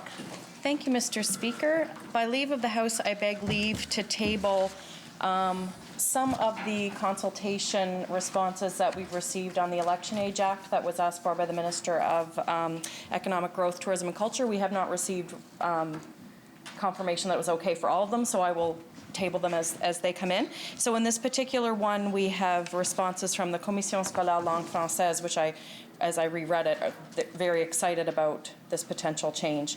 Also, responses from student councils from Colonel Grey and West Isle. We have the letter, which everyone has seen, from the Federation of PEI Municipalities, and I've already tabled the PEI Coalition for Women in Government letter, but I've tabled that again in this package. And I move, seconded by the member from Mermaid Stratford, that the said document be now received and do lie on the table. Shall it carry? The Honourable Member from Summerside, South Drive. Thank you, Mr. Speaker.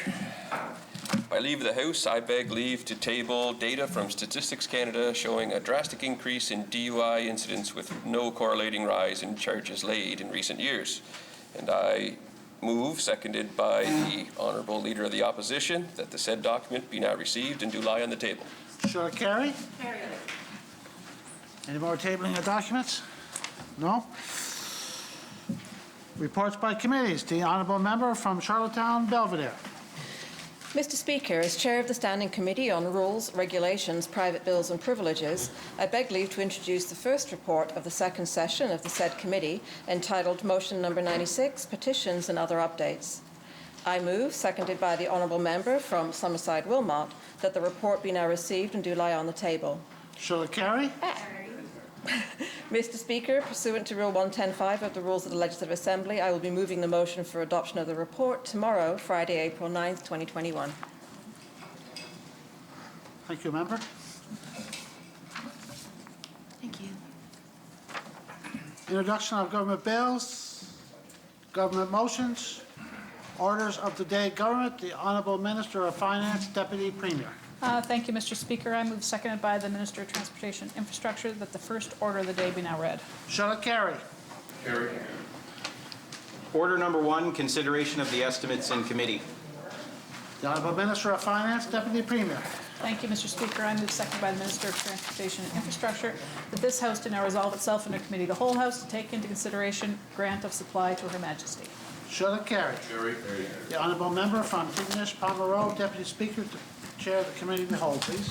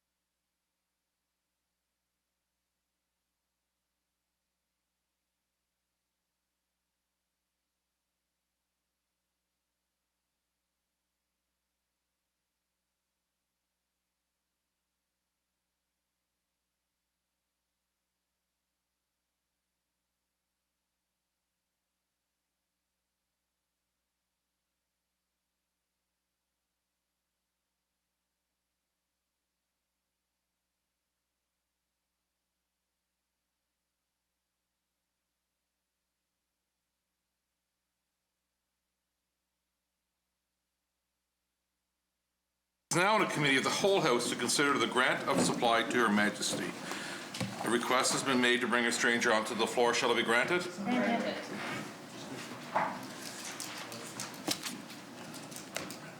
Honourable members, we are on page 49, the Department of Education and Lifelong Learning.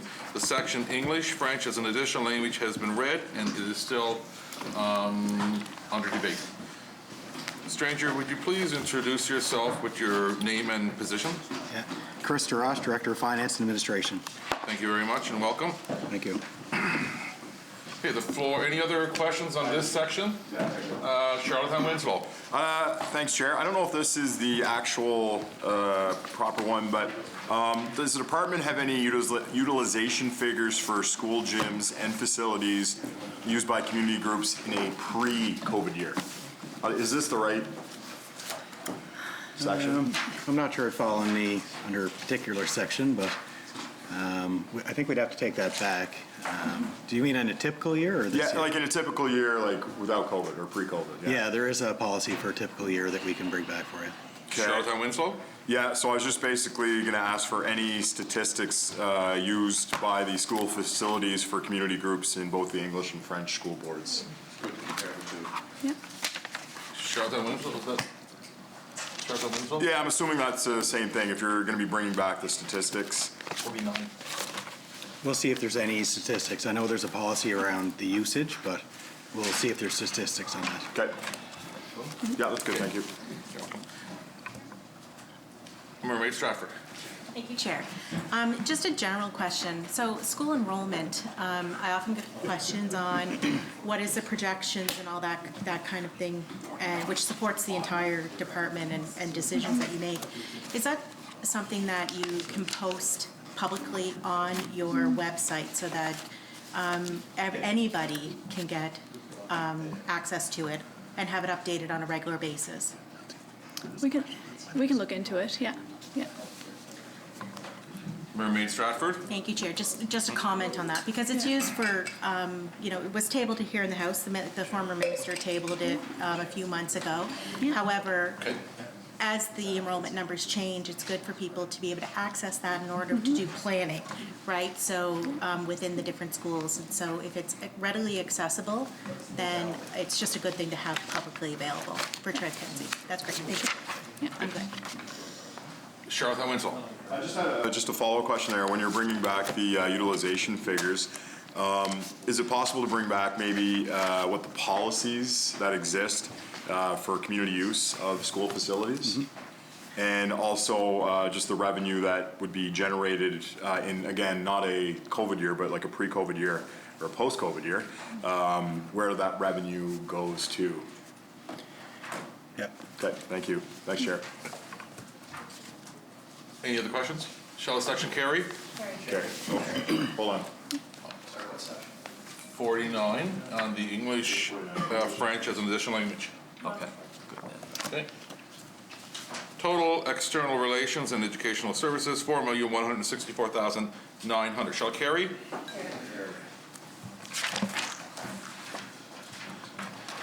English education programs and services. Appropriations provided for divisional management and for various grants relating to the delivery of English elementary and secondary programs. Administration, $10,400. Equipment, $29,500. Material supplies and services, $530,200. Professional services, $22,200. Salaries, $2,357,700. Travel and training, $18,400. Grants, $247,500. Total English education programs and services, $3,215,900. Charlottetown Victoria Park. Thank you, Chair. We are at the Literacy Alliance funding now.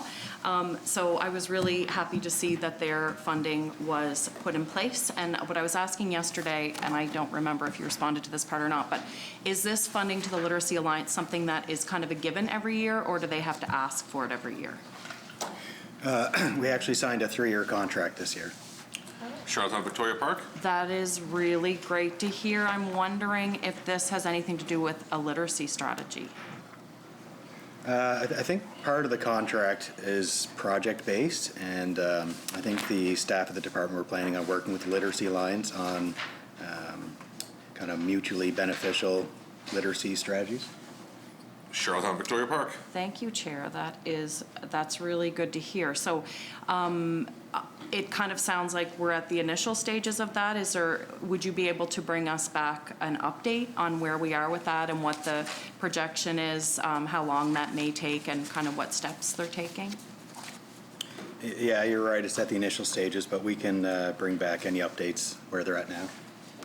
Charlottetown Victoria Park. Thank you, Chair. I met with the members of the Literacy Alliance not that long ago, and this was before that they realized that they had the funding for that. So that's really great to hear, considering we haven't had one in 24 years, and considering we now know that literacy is a social determinant of health, which means it affects someone lifelong. So that's really great to hear.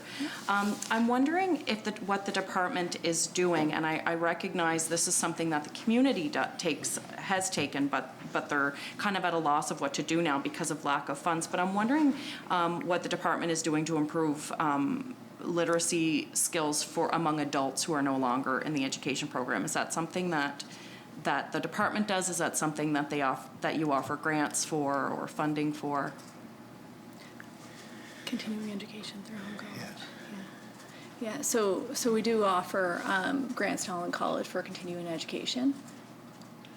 Charlottetown Victoria Park. Thank you, Chair. The forecast for materials, supplies, and services was $100,000 over budget, the forecast. I'm just wondering if you can explain why that was. Yeah, sure. So as you can see in the forecast and budget as a whole are balanced, and we experienced some savings in administration and equipment and travel during some of the closures last spring, and repurposed it into additional materials, primarily into classroom libraries. Charlottetown Victoria Park. Thank you, Chair. I'm wondering about the bridging program, which is an English language arts high school literacy program, and it's used to help those struggling with literacy in high school. I'm just wondering where the program is currently being offered. I can get back to you. It's been a tremendous success, but with regards to which schools, I can get back to you. Okay. Charlottetown Victoria Park.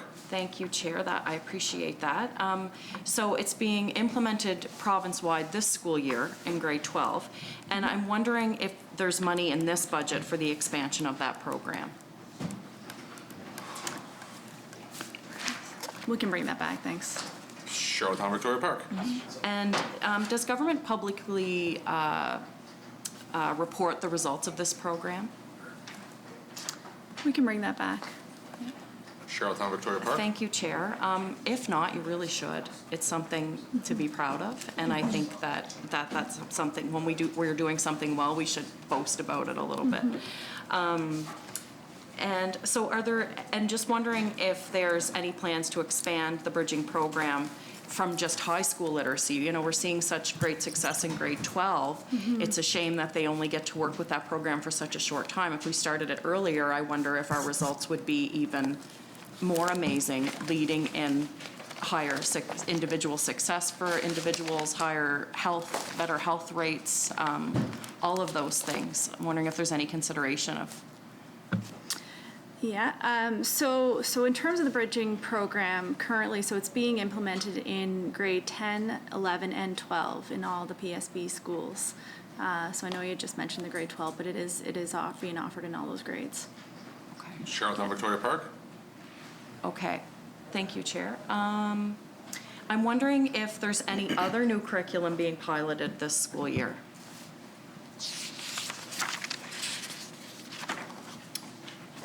Yeah, there's actually quite a few of them. We could provide you a list and bring it back tomorrow. Charlottetown Victoria Park. That would be very much appreciated. And I'm wondering, I know, were pilots not put on hold at some point? Are they back and running now? I would say they're probably being renewed at a little bit of a slower pace this year, just with everything else that's going on. But come this fall, like we discussed yesterday, the redeployed staff are coming back to their home positions, so it should get back on track. Okay. Charlottetown Victoria Park. Thank you, Chair. I just have one more question for the section. I'm wondering in particular the pilot on the sexual health program. I know in speaking with departmental staff, there's been a lot of changes this year, and my concern is that the amazing individual we had working on that pilot has been moved from there, and I'm wondering if we have anyone in charge of sexual health programming right now. I know that sexual health falls under the umbrella of health, but I'm wondering if we've got someone on that right now. Yes, so with regards to our sexual health program, so we are in the process of renewing our grade 1 to 12 curriculum, so it's being completely overhauled. So as you mentioned, so despite redeploying staff during COVID, the revisions to the physical and health education are a priority, and we've actually hired a department head to continue this work and continues throughout the pandemic. Charlottetown Victoria Park. Thank you, Chair. I'm good. Charlotte Section Carry. Carried. Leadership and Learning, appropriations provided for the instructional development and leadership training. Administration, $10,200. Equipment, $15,000. Material supplies and services, $199,000. Professional services, $25,000. Salaries, $2,502,300. Travel and training, $63,300. Grants, $119,000. Total leadership and learning, $2,933,800. Charlottetown Victoria Park. I just have a few questions in this section. The forecast for materials, supplies, and services is also over budget in this section. Is that kind of the same reasoning, or can you explain that? Yes, same reasoning. It's been repurposed towards additional classroom materials. Charlottetown Victoria Park. Thank you, Chair. The salaries forecast is down $500,000. Why is that? This section had 7 positions that were redeployed to classrooms for the current year. So you can see it goes down for the current year and then back up to normal as they return to their home positions. Charlottetown Victoria Park. Do you know which positions those were? I don't have a list. We could bring back a list, but they would be in this section, coaches of one type or another. Okay, yeah. Okay, all right. Charlottetown Victoria Park. Thank you for that. And my last question here, I'm just wondering, in the work I've been kind of looking at lately and looking at questions that, from what's going on in education and other areas, I'm wondering if there's any sort of inventory being kept on educators, anybody in our education system, and what kind of their aspirations are. And speaking, let's say there's someone in our teaching in an island classroom who would really love to be a resource teacher. Mm-hmm. And, despite, they tell their principal or whatever, people are busy, but that nobody knows that. And so if there ever comes an opportunity, I know that resource teachers are getting to be more and more scarce and really needed. Or counseling or whatever it is, if there's someone in our school system who would really benefit from the department, acknowledging and seeing their leadership skills and what they would like to do in the future, if we kept some sort of inventory of that, it would be really great for filling positions that may be difficult to fill from within. That's a good question. We can consult with the Public Schools Branch HR Division. I know they're doing some interesting initiatives. We can bring back specifics on that. Okay, thank you. Thank Cornwall you, Chair. Meadowbank. Yeah, just a quick question. I know you're obviously repurposing and people going back into the classroom, but is there any chance on the list of the 20 teachers and the 8 bus drivers and the 5.6 and the 4 autism specialists and these people on the demographic or geography of, not demographic, geography of where these people are going, which schools they're going into? Do you have that breakdown, or? On the extra positions that are coming for this current year? No, so once we leave here, we issue budget letters to the 2 boards, and then they perform their school staffing. Cornwall Is that Meadowbank. something the minister could take back to us at some point and tell us where these people are going? Sure. It would likely be towards the end of June before they're fully known, but. That's fine. Cornwall Meadowbank. That's fine. Thank you, Chair. Charlottetown Winslow. Just a quick question. Thank you, Chair. If as the province is moving towards net zero, I don't know if this is the proper section, but is there any plans for incorporating in the education system some kind of a training program so that these new companies that are going to be coming with all this new green technology, that our students that are in high school now will be able to be trained maybe even a little bit, kind of like with regards to like home economics course or construction woodworking. I'm just curious if the department has any plans for that. It's a good question. Thank you for the question. The department has really strong working relationships with the Climate Change Secretariat, the UPI School of Climate Change, and the Climate Sense program. We're always looking for opportunities for professional development, and education for our students. So that's something that we will continue to work on, and I do appreciate the question. Charlottetown Winslow. Thank you, Chair. Yeah, I just know working previously in the energy sector that, and especially we've heard all the calls for the number of trades, that it's quite important that, if they can have that promotion and coming right out of high school, ready to hit the workforce, and we can keep some of these young Islanders working here. So just want to make a comment. Thank you. Shall the section carry? Carry. Total English education programs and services, $6,149,700. Shall it carry? Carry. Minister, yesterday there was several questions that your response was that you'd bring the information back. Do you have information that could be tabled today? Thanks. Yes, I do. I believe all of the questions have been brought back here. So. Sure.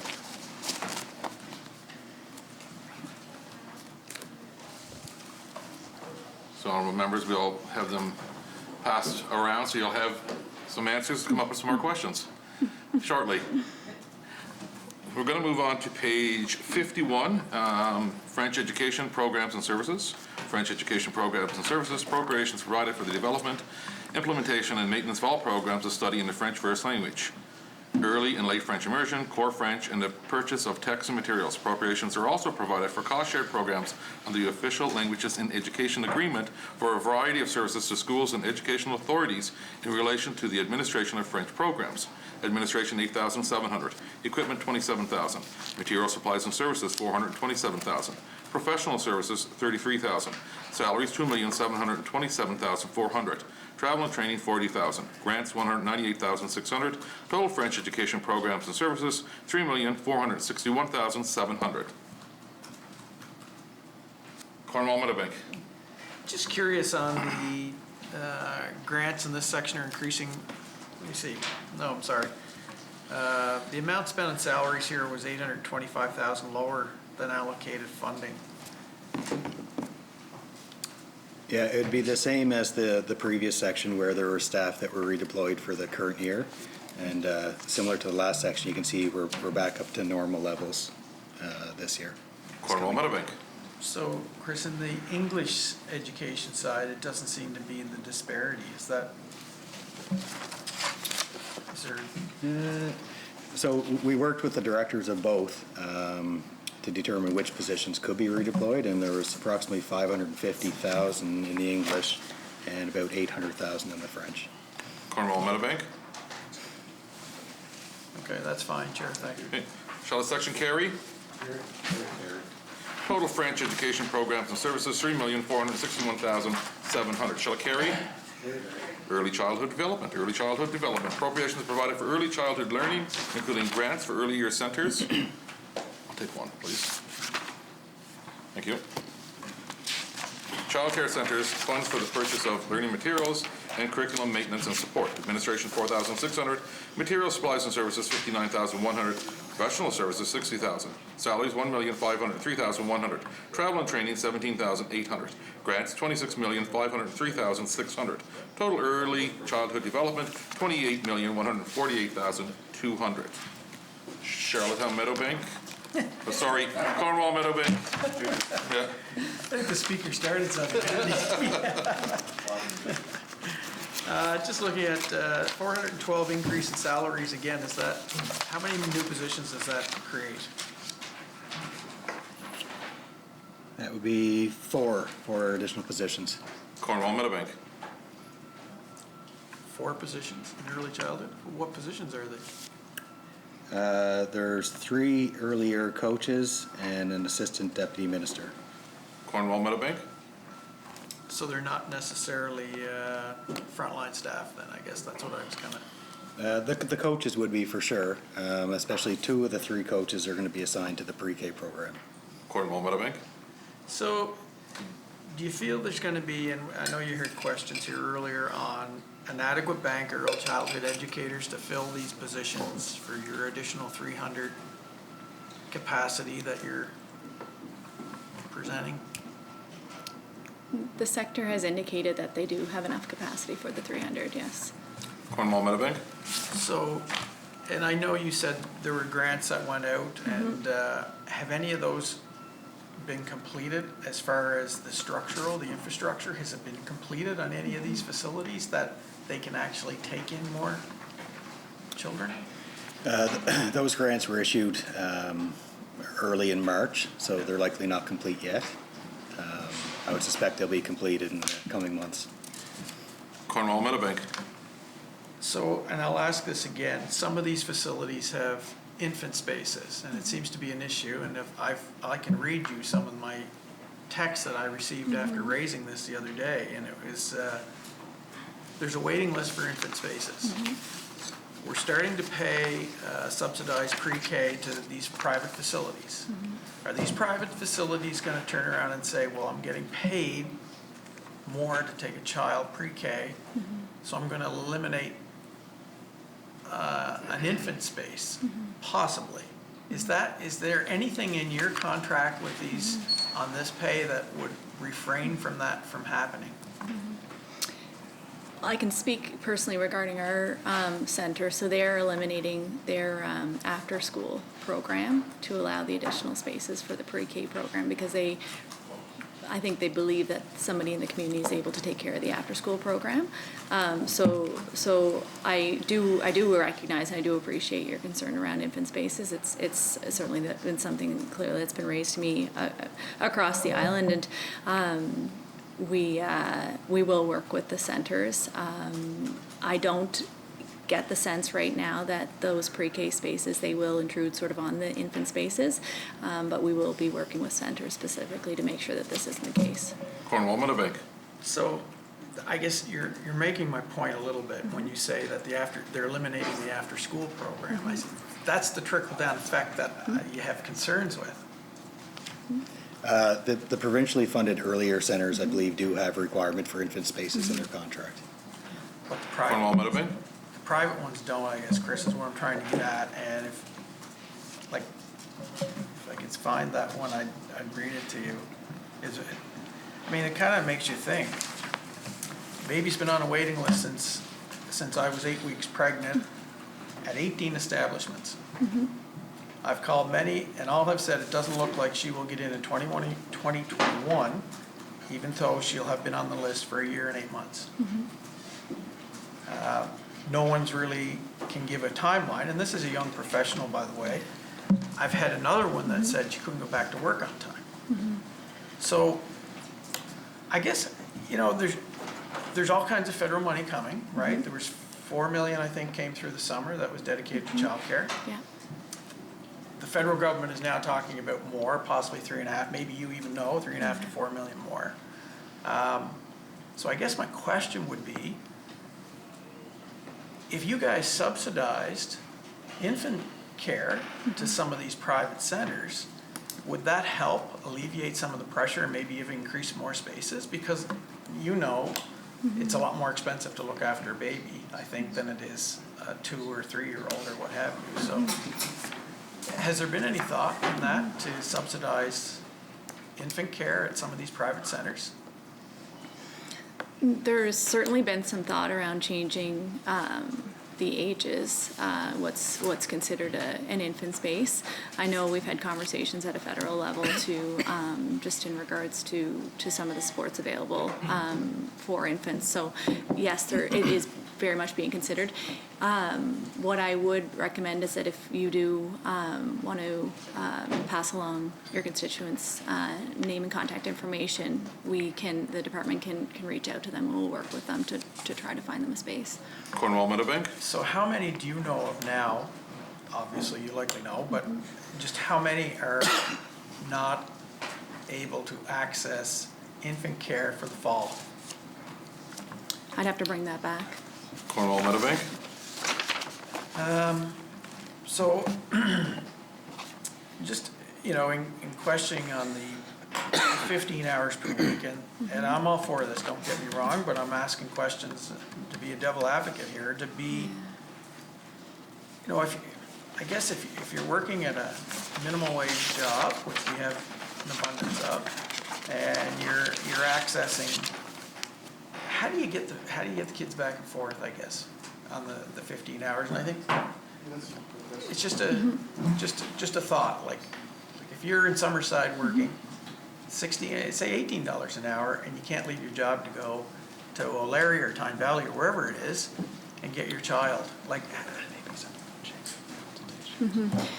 So we're as I had spoke to previously, we still are there. We're well into consultations, and I do have to stress that 76% of these children they're already participating in a pre-K program. So we understand that there are going to be some situations that will require more time and effort, and we're willing to work with families and centers, and that's why we're hiring more people to make sure that this is a successful rollout in September. Cornwall Meadowbank. So, on your post-secondary training, so I'm not sure you can tell me, it's a 2-year program. Okay. Has there been any discussions to expedite the 2-year program into a 6-month program with on-the-job training, which is subsidized possibly by the government, or maybe it is anyway if they're on EI at the present time? Has there been any discussions about that to try to fulfill these positions? Yes, and the blended learning is through Allen College has been a tremendous success for folks that weren't able to commit full time to studies, and I have had conversations with Allen College, and they want to work with the sector. They want to work with us to find something that's workable for these individuals. That, as you say, they might need to streamline it or go. People need flexibility. Cornwall Meadowbank? Yes, that's pretty much it. I just, I find the infant care one is something that the rest of this I think can be resolved. The infant care one, when we've just gone through COVID-19 and we all stand here and you're the minister responsible as far as the inadequacies that come out of COVID-19 on women. And the inequalities. And if you took someone that is expecting a child that is on unemployment insurance, making $15 an hour, now they're making $7 an hour, and you add this pressure of not being able to go back to that job, socially, mental health, it all adds up. And now you have no place to take your baby. And maybe lose your job. That's why I'm stressing how important this is. And I think with all the monies that is coming from the federal government, and we've had 1,300 births last year, so say 50 or 60% of them require some assistance. That's not that much money when you think of what you're paying over the course of a year for childcare. So I guess I'm saying to you as a minister, would you please take a look at that? Because I think there is an opportunity for you as a minister to accomplish even beyond what you're offering here and cover all the bases and not have a trickle-down effect. Believe me, it's one of the first questions I asked. I was appointed to this role. I do have really small children, so I'm very much involved in this community with a lot of young mothers, young families who are having small children, and I do recognize that this is a major concern and we need to do better. So there will be changes coming. I can assure you of that. Thank you. I'm fine. Thanks, Chair. You're welcome. Charlottetown Victoria Park. Chair, I have to say how shocked I was to just hear you say that after-school programs would be affected by this program. When we met with your department 3 weeks ago, we were assured that infants and after-school programs would not be touched. Before being elected and since being elected, after-school care was a huge issue. I myself experienced a lot of difficulty securing a spot for my son in after-school care. So that needs to be fixed. We cannot, we can't boast we've got 300 new spaces when other people are losing out. Just think about that for a second. So you keep saying, you know, we've already got 76% are already enlisted. 24%, almost a quarter, are not. What we don't know about this 24% is their demographics. And so I would like to remind you, Minister, where this program came from was from the Wallace and McCain's Foundation report. They were hired to write this report to better support our high-risk children. So this was a recommendation that came to support our high-risk children. When I first read the report, to me it seemed like this was a blanket approach. So rather than just targeting our high-risk children, all of our children would take this program. So what I think you're missing here is that 24% is probably a large majority of our higher-risk children. So when you don't think it's a big deal, I think that it is going to be a big deal. And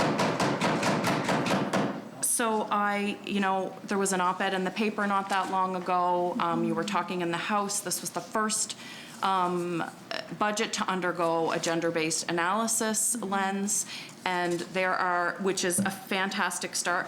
There are examples all through this where I see that lens either wasn't applied or the person doing it didn't have a full grasp of what it meant, because when we consider rural childcare, which some of the members brought up before, they've got beautiful facilities that they cannot find people to work there. So these 300 additional spaces are going to cause problems. What if they don't have access to a reliable vehicle to get to a center? What if there is no center in the community? I know that these were brought up before, but these are the children that you're going to be dealing with. So, Minister, I'd love to hear you respond to that.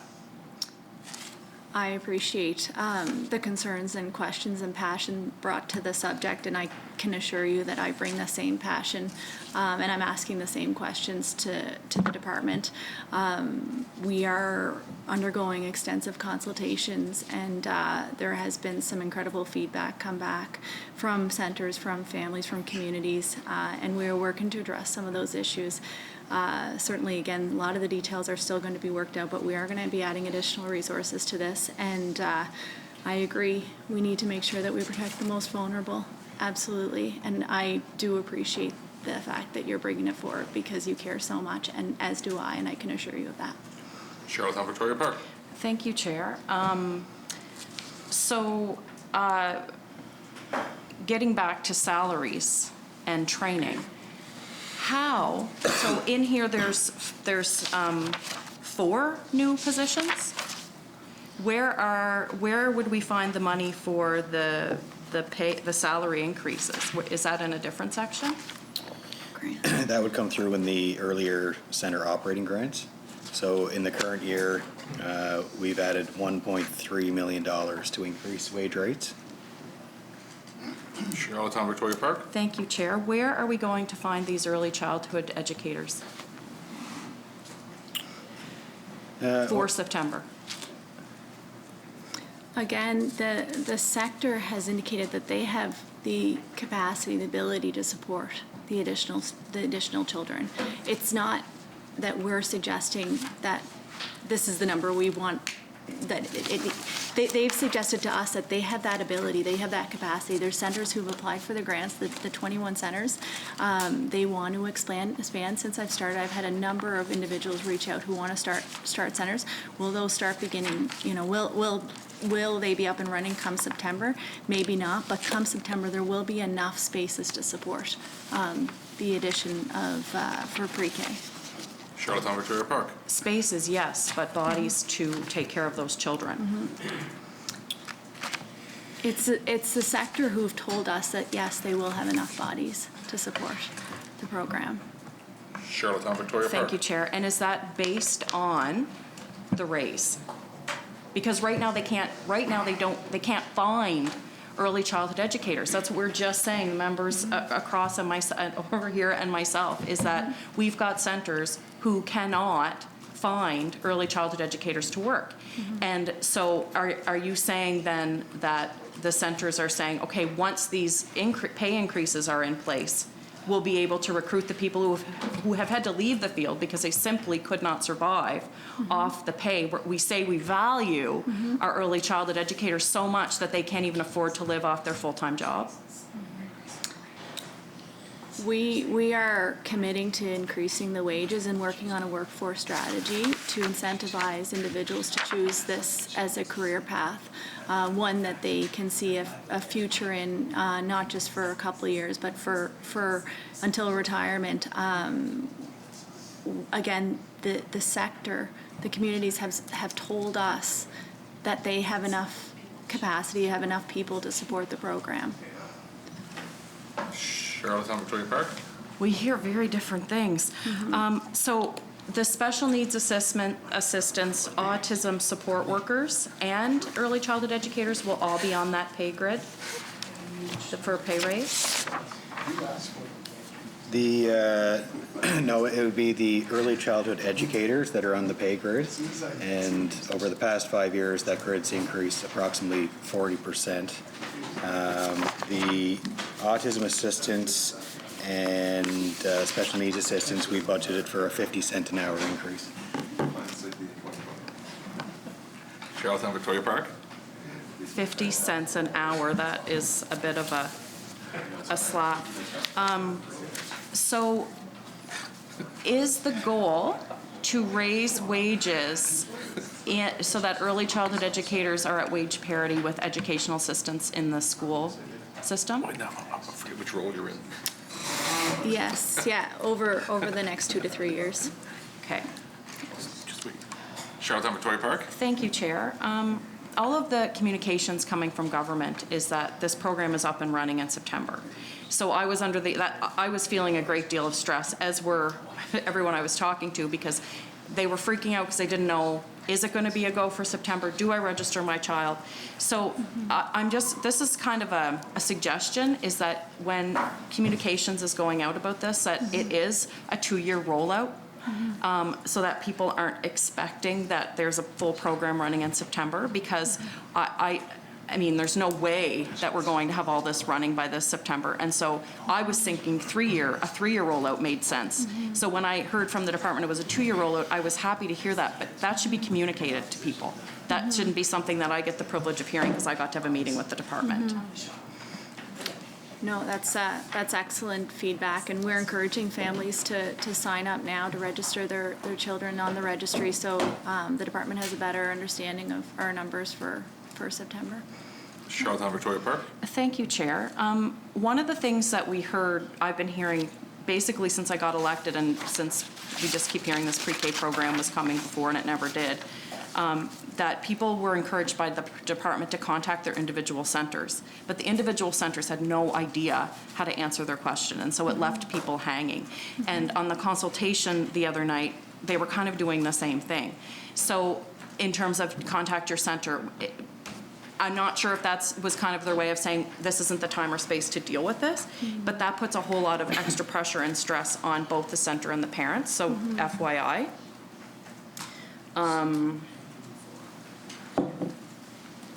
So one of the things that we heard from the rural areas, in particular the French-speaking communities, if there's a early childhood educator who's sick, the whole center has to close because they don't have any bodies to call in. We also heard that one of the hugest things, especially in this area where I was speaking to the woman about, she was telling me that they get a large number of newcomers to PEI who come and work in their centers, and what a lovely addition they are. And once they get to the community and there's no island-wide transit and there's no community support for them, they leave the sector very quickly. Or they're stuck in the job because they'll lose their visa and have to go back to the place that they came from. And so they're stuck in jobs and their mental health is suffering. So have you heard that? from any centers? Yeah, we've certainly heard from the French centers that it's difficult to recruit early childhood educators. We do have a $75,000 budget this year to provide to the association for the 6 French centers, and part of that budget is for them to do recruiting. So previous to COVID, the executive director of that association would actually go on trips to France or Belgium or what have you, recruiting. Once we're back to a more normal life, I suspect that'll continue. The other item that I may want to highlight is there is a $146,000 for professional development for ECEs. So if there are some that are interested in upgrading their certification, there's support at our department. Charlottetown Victoria Park. Thank you, Chair. That's really great. And one thing that we need to remember when it comes to recruiting is we can't just go and do a nice little fancy dance and get people to come to PEI to work without acknowledging the exact reasons why they don't stay in the first place.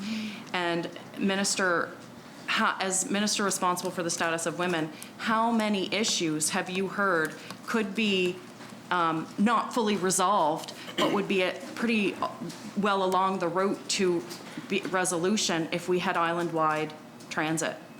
And even for childcare, for families who don't have reliable vehicles, if we had a reliable transit system, this wouldn't be an issue. There's so many things. Family violence, childcare, school, all of those things. So I'm going to stop there for now, Chair, if there's anybody else who has questions. O'Leary Inverness. Yeah, thanks, Minister. And I know I asked you lots of questions on the floor question period there regarding that, but I'm really wanting to reiterate the concern that I have with parts of my district like that can't get access to a space, whether that's an infant space, whether it's a pre-K space. And the concern that I'm having with them is that it's great to have the subsidization and the access, but I want the constituents of my children and the students and pre-K children to have access to the same standards and levels of service that they can get anywhere on the island, the same as you would want in Charlottetown. And I've talked to the 3 affiliated in my area. They've all identified that staffing is going to be a problem. I've got 2 that do have space that they can move into, but they don't have the staff to deliver that, then that can be somewhat irrelevant. And then I've got another location that really can't get the space. That seems to be a problem. So it would seem that if I'm sending a child to grade 1, as an example, you're providing a space for everybody, regardless, and then you deal with it as far as the class sizes and things like that after the staffing. But it seems like in this case, you're not doing that. You're sort of saying if you're just going to have to go to another community. If say somebody in the Ellerslie area can't get access to a space, what are their options?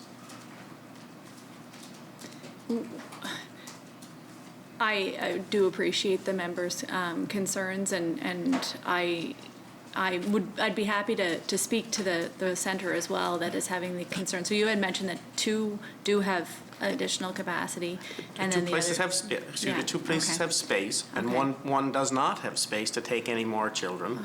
And all 3 of them have said staffing is an issue. We are, again, the 21 capital grants, so if centers did identify that they did want to expand their centers, they were eligible to apply.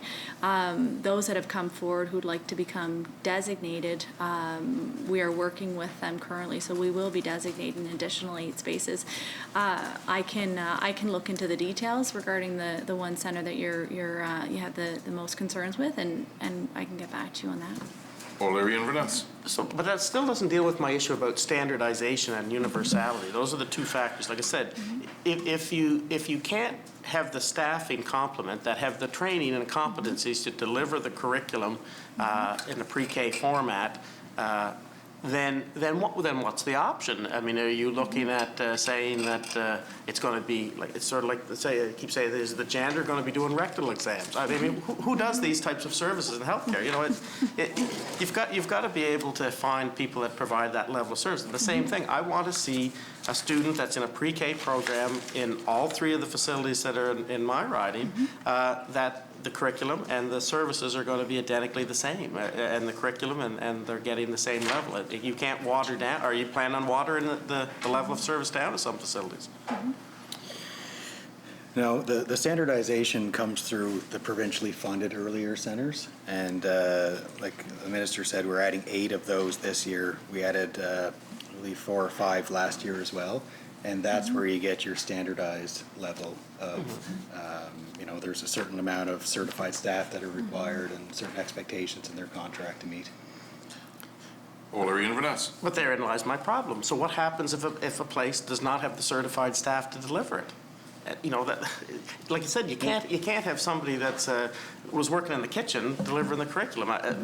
That's a problem. So what it seems to me, this is premature. You're not ready for this, and it does take 2 years to get people trained and up to standards. And all I'm asking, and I say this as a representative of O'Leary and Inverness, I just want the students in my riding, or the pre-K or the children, to have the same level of service delivered by the same competency of staff as your students would or your children would in Charlottetown. And if that's all I want is that standard. And I can't see how you're able to deliver that in this circumstance based on the 3 places I've been talking to. Now, there may be more, and there may be people that are coming from other provinces that are going to take these jobs. But you talked about here a little earlier that you're talking about 2 toonies a day more for some of these, the children or the people working on the autism side of it. I don't see how that's going to attract a lot more people to the profession and people to leave a position somewhere else. So I'm just really struggling with this, Minister, that you're not ready for this, and I don't feel that I'm getting, as my riding and the constituents of my riding are going to get the same level of service at this point. You haven't conveyed anything to me that would say otherwise, and it seems to be the same issue I'm running with all of the government. It's an idea that's good, but it's not ready. And you know, same with healthcare. And I'm saying there's standards that we have to abide by. Like I say, if you go to the school system, you have to have a teacher's license to participate in the classroom, and be the head of the classroom. It would be the same with early education workers. And you're not getting that. So I'd just like to hear what your response is to allay my fears that my riding is going to get the same standardization of services delivered by competent people as the same as they would anywhere in Prince Edward Island. We need, as we spoke to already, but this early childhood educators, they need to feel valued. They need to see this as a path whereby they see a long-term career in it. And I agree that staffing can be a challenge, and I've heard that, and I do appreciate you sharing those concerns.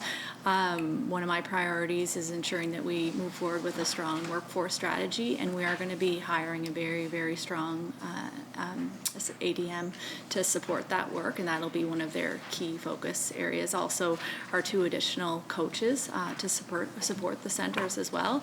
But I do hear what you're saying, that there are some concerns, and I do go back to the fact that 76% of students or children are already in a pre-K program, so we do need to work towards that additional 26%. And we are working with communities. The consultation process has been quite intensive, and I'll commit to looking into your area.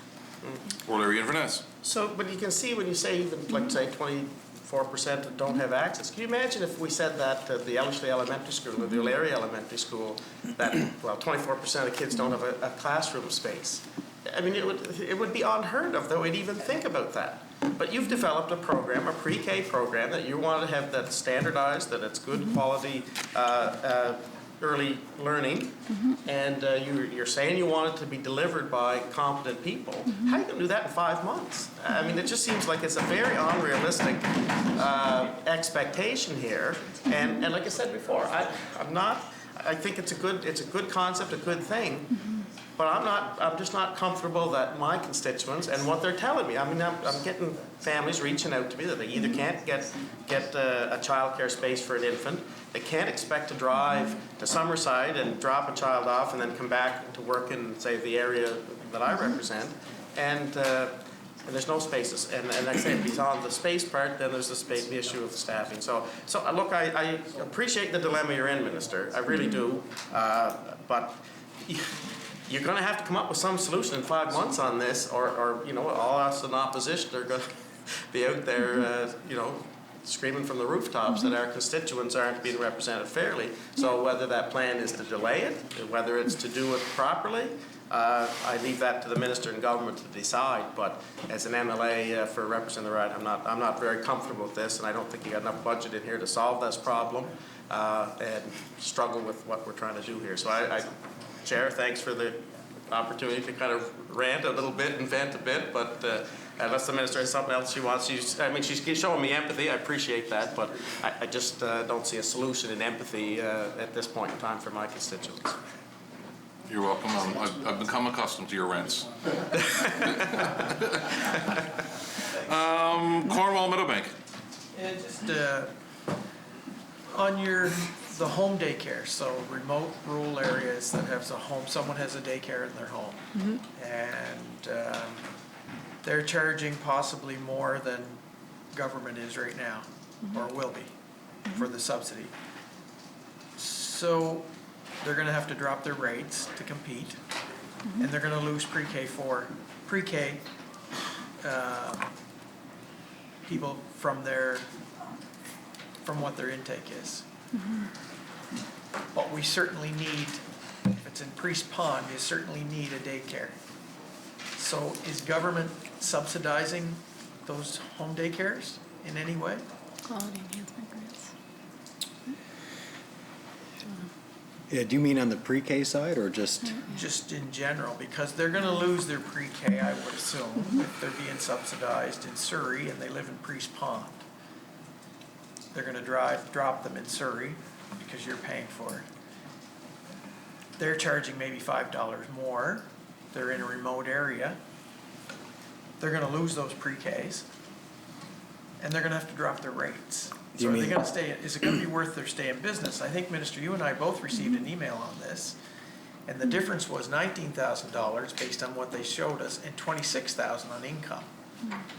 So they wonder if it's really worth it for them. So if it's not worth it, now you're into another issue where you're losing a daycare, possibly a home daycare in Priest Pond. Is this in regards to the $25 a day? Yeah. I think there's some details to work out on that between now and January, but I am comfortable to be considered. Cornwall Meadowbank. So are you committing to that, Chris? No. Like, Unable to commit to anything. But I know from speaking with the director, it's something that's being considered as part of that, and it is something that needs to be worked out. I want to confirm they're licensed, correct? Yeah. Yeah. Well, they wouldn't have wrote you, I hope, unless they were. I don't. You never know, though. I don't. To be honest, I don't exactly know which email you're referring to. So if you could re-forward that along to me. Cornwall Meadowbank. I had it open, that's why I was curious. Yeah, that'd be great. So I could show you after. Yeah. I know back in 2017, were you around in 2017 in this department? Okay, we did a major investment in childcare. It was The federal contract? What's that? The federal agreement? Yeah. Yeah. And but infants were also included in that. Yes. Right? And preschool and most vulnerable. There was training for staff on site now. The Acadian, it was a broad list, and it. Yeah. I guess unique needs was another one for. So is that kind of stuff in here? Well, yeah, that federal agreement was a 10-year agreement, so that the investments that were made federally continue for 10 years. And we're in the process of negotiating a new federal agreement. I know workforce is definitely part of the negotiation. I believe infants are as well. Cornwall Meadowbank. So when do you think that'll happen, Chris? Because my previous questions there might be some solution in regards to that agreement. And based on what the federal budget coming down on the 29th is saying, there's going to be all kinds of money for childcare, I would assume. So yeah, we don't have an end date, but we want it to happen as soon as possible. We're as excited as you are about it. So Cornwall Meadowbank. I'm just going to, this is good, and it's a great discussion. I think it's, look, I'll tell you, we all have children, we're blessed with children, and obviously the minister sitting over there with twins. I mean, it's a good discussion, and it's something I think everybody should lean into. But I will say that I have the same kind of feeling as my colleague, and as far as if it's not ready, don't roll it. If it goes to January or wherever, then roll it then. But I think you want to have all your ducks lined up, because I don't think it's ready. I think you're going to end up, there's going to be a trickle-down effect here, and we know who's going to end up. It's that 24%, but they're likely your most vulnerable to some extent, and they're going to be the ones that end up hurting. Anyway, that's just my personal opinion. Thank you, Chair. You're welcome. Charlotte Section Carey. One more question, Chair. Sorry. Charlottetown Victoria Park. I'm just wondering if you've heard anything on the French equivalency test for ECEs. I have to bring that back. Yeah, we might need to bring that back. I know there's like a foreign qualifications project in the past where when they go on tours to Belgium and France, there's a way to get their certifications here, but I'm not sure on that particular initiative. Charlottetown Victoria Park. Thank you, Chair. I would appreciate you bringing that back, because I know that the community of the daycare in which I speak, they had a lot of issues with that in terms of people who are French, who grew up French and still had to take that test in order to be able to work in the system, which seems a little much. Anyway, I'm good for this section, Chair. Okay. Charlotte Section Carey. Carried. Autism Services. Appropriations provided for the supporting Autism Intervention Services. Administration, $8,300. Material supplies and services, $16,600. Salaries, $908,200. Travel and training, $16,800. Grants, $1,255,000. Total Autism Services, $2,204,900. Charlottetown Victoria Park. Thank you, Chair. I'd been asking, I'm not going to spend too much time on the Autism Coordination Act, as I just did ask some questions on it. How do you feel it's going so far, having the committee? I think it's going really well. In speaking with some individuals in government and outside, they've never seen as much work done on this file. So in the last 2 years, but there's been significant work and investment in it. So we can always do better. It's an area that I feel strongly about. I know you do. But so far, I'd say it's been a tremendous success. Charlottetown Victoria Park. Thank you, Chair. In your education briefing book, it says, I'm going to quote it here, early childhood centers say low wages, training, and limited hours are barriers to recruit autism assistants and special needs assistants. What are you doing to address these barriers in recruitment? Thanks for the question. Again, as part of the workforce strategy, this will be a top priority.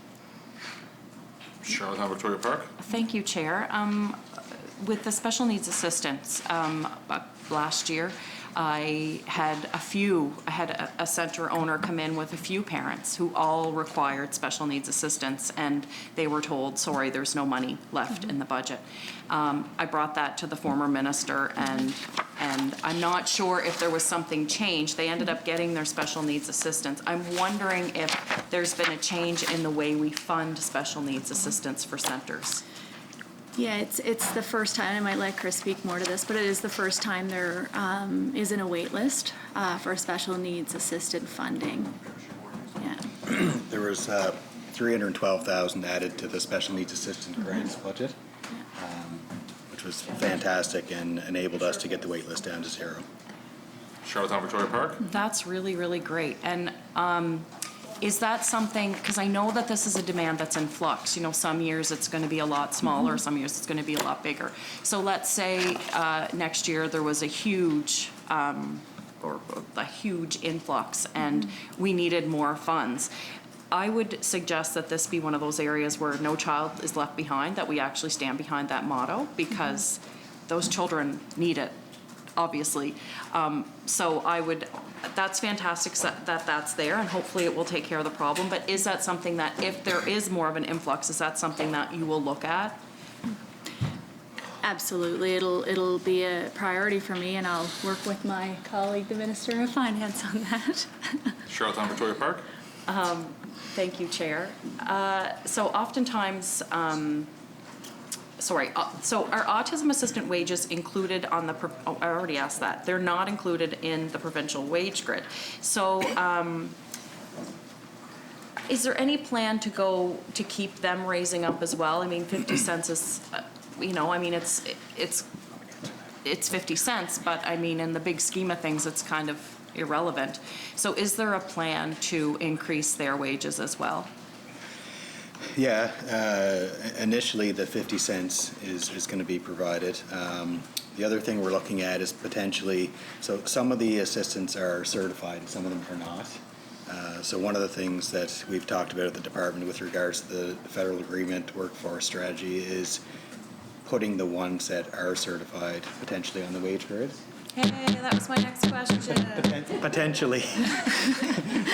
Potentially. Those negotiations are still ongoing. Charlottetown Victoria Park. You're making some great promises here today, Chris. Just sure. Okay, so that's really good to hear. That was my next question. So one of the issues with the intensive behavioral therapy program is the same with anything as it kind of pertains to autism services, and that's wait times. So currently there's approximately 45 referrals per year, according to the briefing book. And of course, many people like to ensure that their children have access to the program prior to entering kindergarten, because it does help with transition. And although I hate the word school readiness, in some cases it really is what children need to be able to get used to those new routines, those new skills that they'll need. So despite some conversations I've had with different people, it is really important that they get this before entering kindergarten, and parents really want that. So they're often left dangling kind of last minute. So will you ensure to getting those wait times down and kind of improving communications with centers so that you know in lots of time what the needs are? Like, is this something that you could start looking at,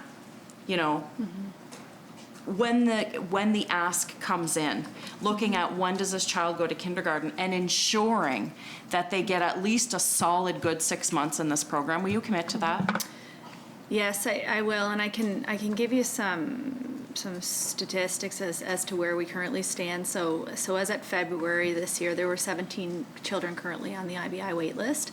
So 9 of the children will be provided service in spring, in this spring, due to the new autism specialist, which is included in this budget, and then the remaining 8 will be provided service in fall 2021, when the 4-year-old child graduate from IBI when they start kindergarten. So we do have a pretty good handle on how many children are on the wait list and how we're able to address to make sure that those children do get enrolled in the IBI program. Charlottetown Victoria Park. Thank you, Chair. And just the last thing I'll say is kind of a comment, and that is if we have children in need of a special needs assistant or intensive behavioral therapy, that if we are truly using a gender-based analysis diversity lens, we know that those are priority. Yeah, I completely agree, and I just want to say thank you for your advocacy. Thank you, Chair. Charlottetown West Royalty. Thank you, Chair. First thing I want to say is that the staff and everybody screening does a great job in Prince Edward Island. I've looked at this for a long time versus regional stuff and talked to a lot of people, and I think that we're on the right track. Are we collecting enough data on this to start to ask questions about why are numbers up with the kids entering in with autism? Is it a population thing, or is there any trends here? Yeah, a few years ago we received funding from the federal government to track data. I don't have that data here, but we do track it. Charlottetown West Royalty. And well, with your expertise, what are some of the things that we're seeing out of that? I know you don't have it here, but I'm sure you're familiar with it. Are the numbers increasing beyond our population growth and the number of kids who are working? It may be difficult to determine just based on data, in part because accelerated diagnosis in recent years. Okay. Charlottetown West Royalty? So accelerated diagnosis, they're coming into the system and we're meeting them there. I'm glad to see there's a study happening. That affects the whole system, but it also affects autism when they leave too. And what I'm seeing too with just different organizations, there's a larger amount of people coming out with no place to go. So I just want to say compliments to the education system, but it's a continuum. Obviously the Morale Donut brought a pretty important bill to the floor a couple of years ago, which is important. But this is the more data we can get. So maybe it would be possible to get a copy of that research table. I can ask what we have. Thank you very much. Charlottetown West Royalty? That's it for me. Thanks, Chair. Shall the section carry? Carry. Total early childhood development, 30,353,100. Shall it carry? Joint Consortium for School Health. The Joint Consortium for School Health represents education and health ministries across all provinces and territories except Quebec. The organization is responsible for promoting collaboration within and across provincial, territorial, and federal boundaries to improve the health and learning of Canada's children and youth. Administration, 8,000. Material supplies and services, 5,000. Professional services, 52,000. Salaries, 185,000. Total Joint Consortium for School Health, 250,000. Charlottetown Victoria Park. I just have one question. I'm wondering what sort of conversations are happening within this on early intervention and prevention, if there's any. In this particular section? Yeah. Well, this section's actually more of a project funded by all the provinces. So of the 250,000, 247,000 is refunded by the other provinces. And it's the provinces all around the table that decide the priorities of what happens in this section. So for the coming year, there's a Healthy School Planner project, which they create once and then distribute to all the provinces, so rather than each province doing it individually. And so the planner will have some positive mental health messaging, some healthy eating, physical activity, and tobacco use. Thank you, Chair. Charlottetown Victoria Park. I'm good. Tyne Valley Sherbrooke. Thank you, Chair. Going back to some of the research work I did before being elected in looking in areas of social emotional learning, and I'm remembering, if I remember correctly, that the Joint Consortium for School Health, well, it's across Canada. They're located here in PEI, correct? So is that are they are still here in PEI? Yes, there's 2 staff in the Holman building in Summerside. Okay.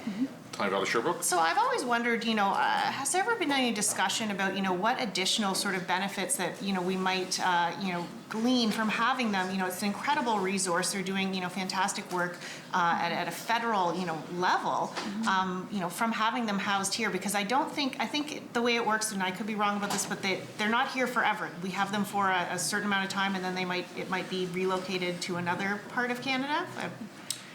It could be. It has been with the department prior to my time, so 10 years, more than 10 years. Okay. Tyne Valley Sherbrooke. So that's great, and I'm just, it's a great asset that we have here, and I don't think a lot of people realize that this is, we have this national sort of capacity that's based here in PEI. So do you see, Minister, I wonder if there's any if you see any way to really, utilize that resource here specifically, and build those connections, since we do have that incredible capacity here. Yes, so the provinces together, they decide the priorities, but I agree with the member. I'm still getting myself familiarized with this file, and I can delve into this, and we can have a conversation around some of the priorities or some of the ways this could move forward here on Prince Edward Island. As you say, it's a great resource. It's wonderful that we house it, and we can certainly look into it. Tyne Valley Sherbrooke. Yeah, I would just add, I would encourage that those, be proactive in engaging in those discussions with those staff that are here. I feel like it's, an asset that we haven't fully realized. That's all. Thank you, Chair. Shall the section carry? Total Joint Consortium for School Health, $250,000. Shall it carry? Provincial Libraries, Provincial Library Services, appropriations provided for the management and operation of public libraries and provision of technical services for public libraries. Public Library Service operates public libraries at 25 locations across the province, with administrative headquarters located in Morel. The facilities include 3 French language libraries and French language collections in selected libraries. Administration, $118,300. Equipment, $2,700.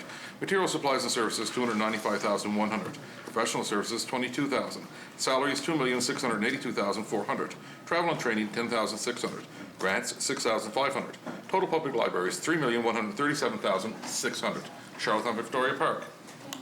I'm just wondering if there's any sort of initiative happening in our libraries to get more books by authors from underrepresented communities happening right now. It's a good question, and I believe there is, but I will bring back the details on that. Okay. Yeah. Thank you, Chair. That's it? Charlotte section, Summerside South Drive. Thank you, Chair.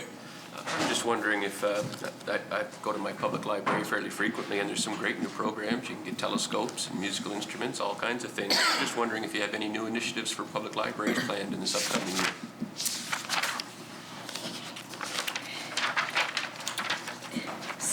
So more recently, you might have seen in the media, the public libraries, they were offering seats to the public.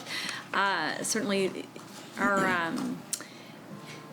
our director of libraries and archives, Kathleen Simmons, I'll give a shout out to her right now. She's incredible, and she is always thinking about new creative ways to engage communities and kids. So I can certainly touch base with her to see what's on the horizon. But we're constantly improving our services and what we're offering. So. Summerside South Drive. Thank you, Chair. So that's great. Can you touch base with her and bring that back to us? Sure. Thank you. That's it. Charlottetown Belvedere. Thank you, Chair. Wondering if we can get an update on the move for the Charlottetown Library out of the Confederation Centre of the Arts into the new facility in the Dominion Building. Yes, so assuming everything goes as planned, it'll be fall of this year. Charlottetown Belvedere. That's this year? Yeah. Yep. Yeah, I had heard from the community that there's some challenges with the construction, some structural issues, and just sort of wondering if that was going to kind of create any delay in the move of programming. Will the library remain under the financial support from the province in its new location? Yes. Charlottetown Belvedere. Thank you. And is there going to be any change to the operating grant for that library, given that it's going to be a much larger space? Well, recently there was previously a library in the buildings, in the pad buildings, and we're closing that one, and the staff there is being redirected to the new Charlottetown Library. Charlottetown Belvedere. Thank you. Yeah, I'm glad to hear that the staff are moving, but I'm asking about the fact that you've got a much larger footprint and the potential for there to be a larger capacity for not just services, but also literally for the amount of books. I mean, there has been a limitation for the current library because they literally didn't have the space. Is that something that the library has got a new budget for? Are they going to be working with the same budget? Same budget. I think when you review the floor plan of the new library, it's not all rows of books anymore.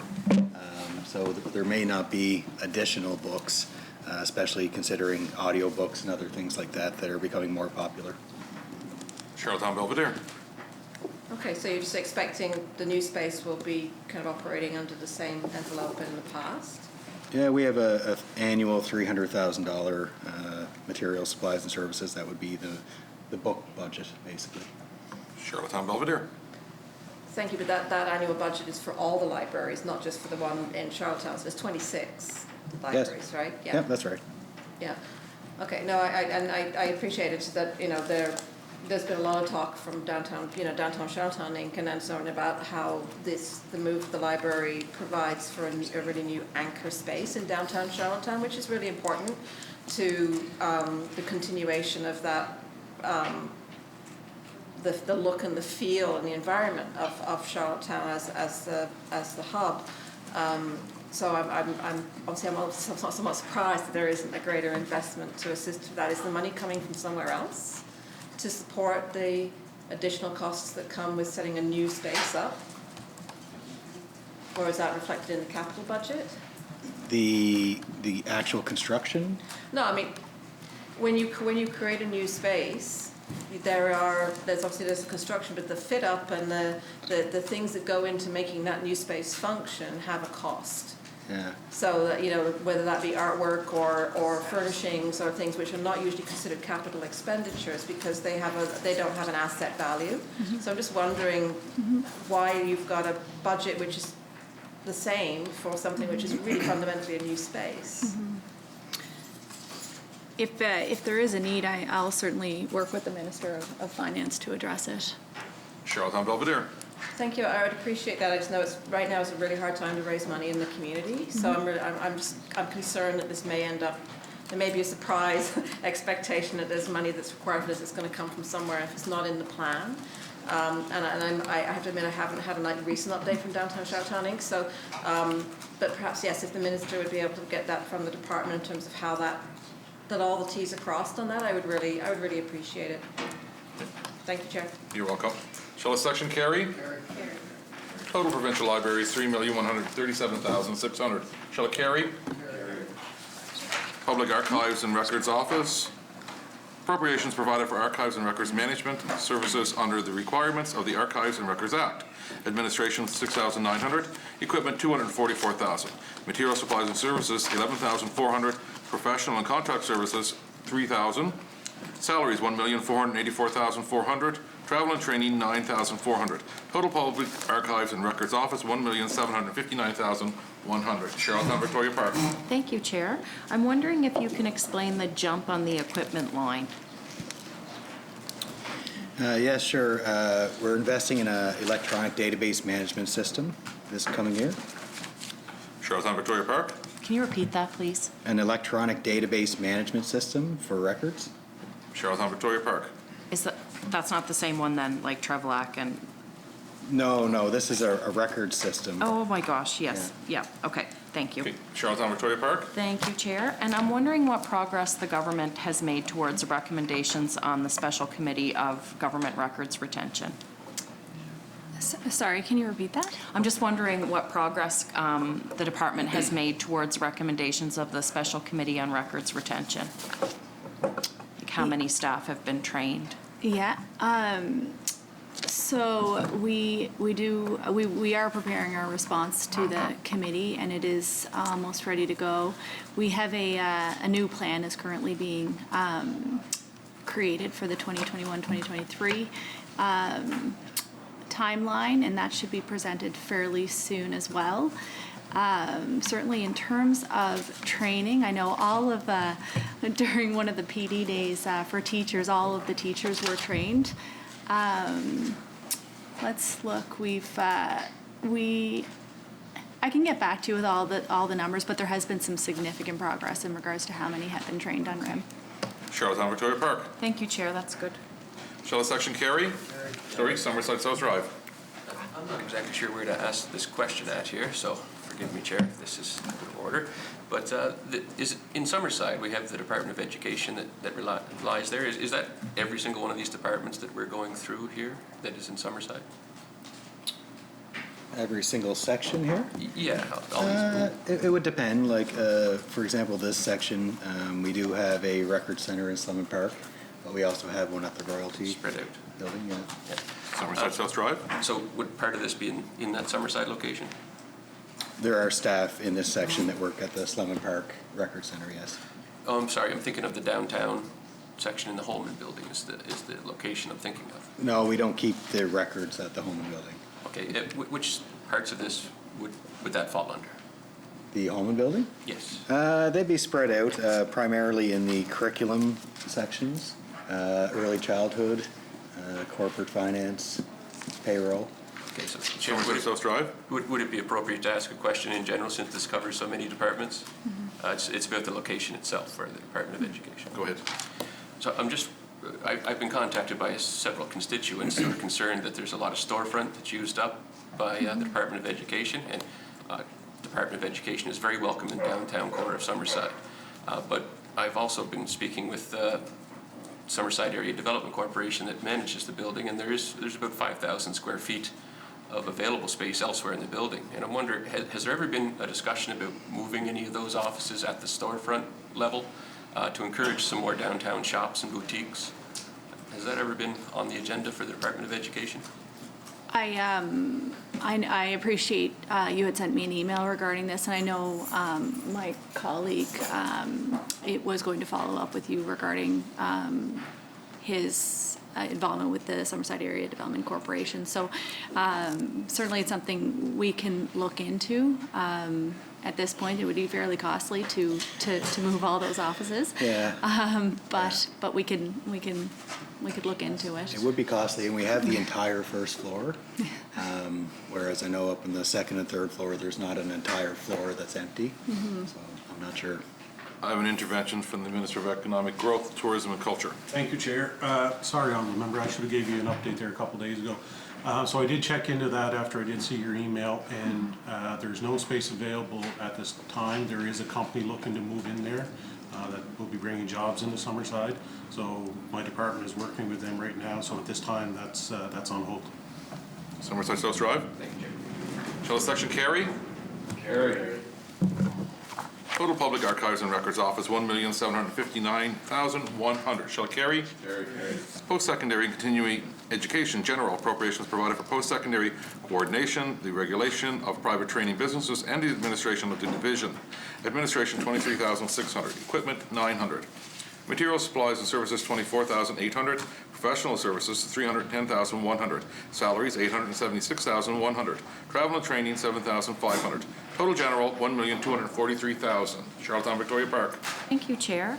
I'm just wondering why the Maritime Provinces Higher Education Commission forecast was so below estimate. It's on page 14 of the handouts. Yeah, that's actually the following section. I'd like to answer it now if you want. Sure. It's up to you guys. The province,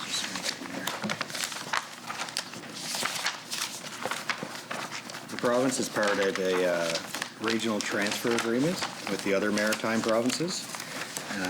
So the amount that we pay, it's a 40-year agreement with the other provinces, and the amount that our province pays depends on the enrollments in unique programs in other provinces. So it does fluctuate each year. So for example, in 2018-19, we were exactly on budget. 19-20, we were $750,000 over budget, and the current year that just passed, our charge was $1.7 million less than budget.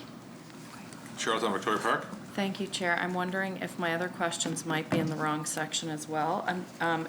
Would we talk about the DELF exam here, or would that be the following section? DELF, the French-speaking exam? Yeah. I think that's managed by the French curriculum division. Okay. Completely wrong section. I might, I can hold my questions till the next section, and will you forgive me if they flip-flop between this section and the next one? Would that be all right? Okay. We'll give you a little bit. Okay, shall the section carry? Carry. Post-secondary grants, appropriations provided for post-secondary educational institutions, student assistance, adult basic education, literacy training, and the community services bursary program. Collège de Lille, core operating grant, $310,500. Student tuition subsidy, $69,200. Restricted funding, $705,600. For a total of $1,085,300. Allen College, core operating grant, $19,768,000. Student tuition subsidy, $6,155,800. Restricted funding, $7,051,200 for a total of $32,975,000. University of Prince Edward Island, core operating grant, $36,045,000. Restricted funding, $6,240,900 for a total of $42,285,900. The Atlantic Veterinary College, $9,249,400. Student aid, $11,130,000. Maritime Provinces Higher Education Commission, $6,062,400. Lifelong Learning Grants, $443,100. Total post-secondary grants, $103,231,100. Shall the section carry? Charlottetown, Victoria Park. Chair. I'm just wondering if you would have the numbers for how many teachers graduated from the UPEI Bachelor of Education program last year. We can bring it back. Okay. Yeah. Thank you, Chair. Charlottetown, Victoria Park. Thank you. There were some issues. There have been issues with students trying to access the DELF exam. So, and you need that in order to qualify for admission at the Bachelor of Education program. And so I'm wondering if there's any plans to offer or fund. You have to go off island to take this test, and I'm wondering if there's any plans to offer this or fund this assessment on the island. I think it's offered in our French programs division, but I'd have to confirm that with the director. Charlottetown, Victoria Park. If you could, that would be great. And I'm guessing if it is, it's something that is very, very, very new, because that is a complaint that we heard not that long ago. Was that, and especially with COVID, it was hard for people to go. There may have been an issue with COVID, but as far as I know, I see that DELF testing happen every year. Charlottetown, Victoria Park. If you could bring that back, that would be awesome. Thank you, Chair. So the number of participants in the Community Service Bursary Program has remained largely unchanged since 2017-18. Has government considered any changes to the program to expand participation? Yeah, we'd have to bring that back. Charlottetown, Victoria Park. Thank you, Chair. And I'm wondering, you may not have this information, but roughly how many students hit that maximum of 150 volunteer hours required? We'll bring that back. Charlottetown, Victoria Park. All right. I'm just wondering if that cap can be raised. That would be one of my questions. I'm wondering what multi-year funding agreements are in place with island post-secondary institutions. There would be a considerable amount. So in the handout, certainly everything that is under the restricted grants are typically long-term contracts. For example, the new residence is a 20-year contract to help fund that new residence. Charlottetown, Victoria Park. Thank you, Chair. What are the funding percentage increases in the agreements? It works out to approximately 2%. Charlottetown, Victoria Park. And what are the time periods of this? When would they be up again? It's an annual. It's reviewed annually. Okay. Charlottetown, Victoria Park. Do you have a list of the restricted funding projects at the post-secondary institutions? Yeah, there should be. I don't know if you have the grants handout. I do see the. I did see the restricted. Do you know what page? Do you have a page number? I don't. But for example, under UPEI, every line after the third line is a restricted grant. Okay. Under restricted funding. Okay. Oh, yeah. Oh, okay, yeah. All right. Charlottetown, Victoria Park. Thank you, Chair. How is the mental health funding allocated to post-secondary institutions? So we've doubled it for all of the institutions this year. Some was prepaid to both Holland College and Collège de Lille. Yeah. So you wouldn't see it in the budget here, but it has been doubled for this year. Charlottetown, Victoria Park. Thank you, Chair. And so that's kind of just part of their funding? Is this mental health? Yeah, each section is at near the bottom of each institution, and I believe it's $25 a day is what it was last year, and it's increasing to $50, or sorry, per student, and increasing to $50 per student. Great. Charlottetown, Victoria Park. Do you have many more questions on this? I have several waiting. I can come back. One more. Sure, you have the floor. All right.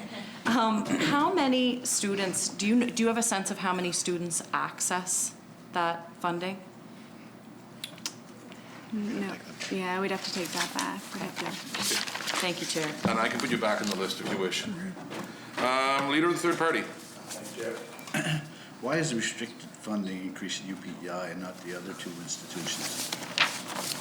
The restricted funding? Which one in particular? Like UPI has new residents, so that'd be 1.48 million extra. So that's the reason why the increase and the other two didn't have one, because of the new residents? Yeah, the restricted funding would depend. So, for example, in UPI, there's some that expire and there's some that come on board. Leader of the third party. And the net amount is an increase for net UPI. Well, that's good for now, thanks. Welcome. Cornwall Meadowbank. Just out of curiosity, did the two post-secondaries receive any COVID funding from the government? I believe so. We need to take that back, though. Cornwall Meadowbank.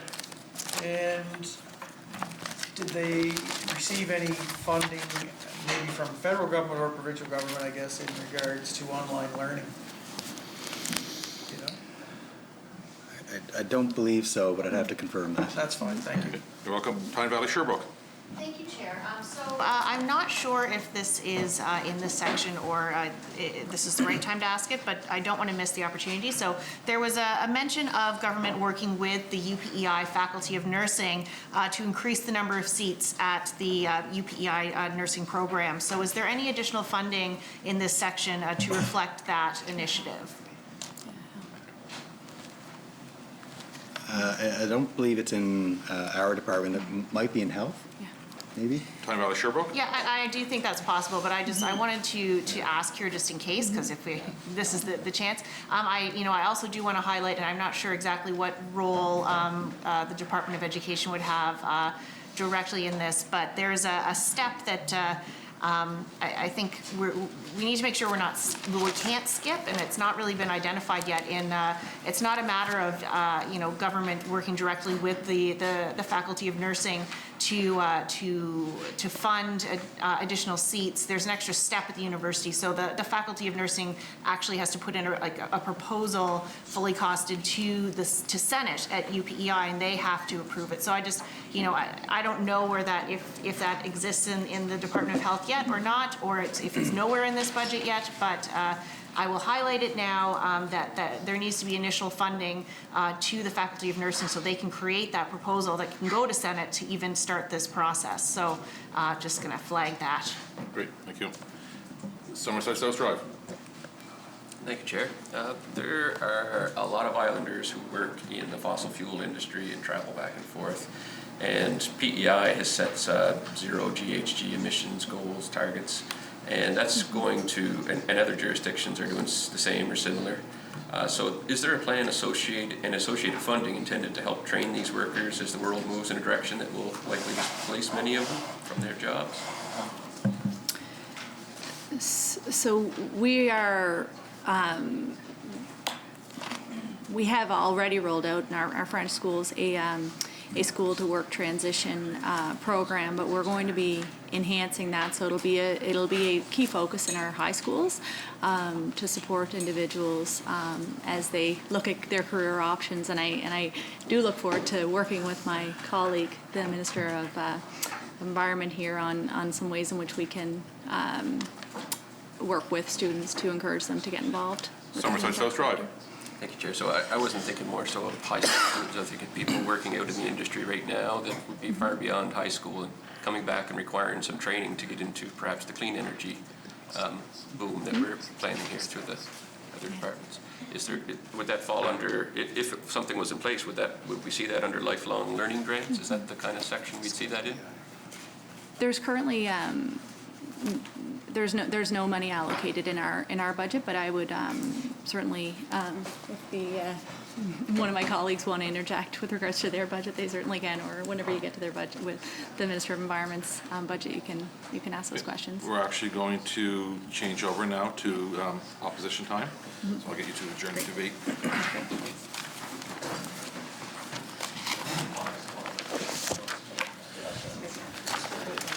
Mr. Chair, I move that the Speaker take the chair and that the chair report progress and beg leave to sit again. Shall carry.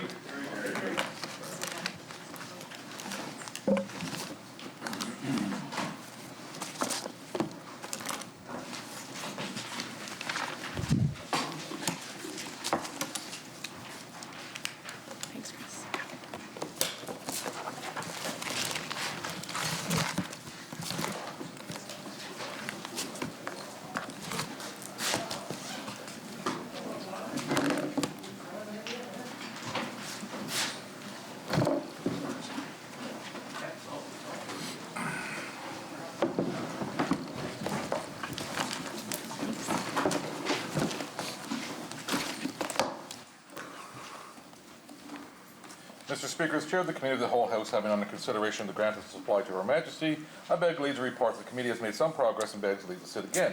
I move the report of the committee be adopted. Shall it carry?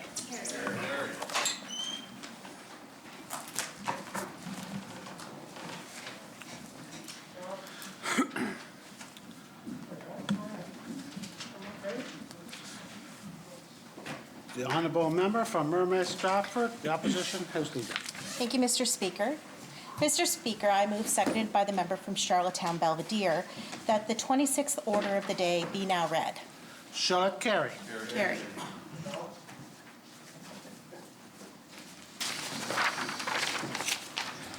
Order 26, Poverty Elimination Strategy Act, Bill number 107, ordered for third reading. The honourable member from Mermaid Stratford, the opposition House Leader. Mr. Speaker, I move, seconded by Charlottetown Belvedere, that the said bill be now read a third time. Shall it carry? Carry.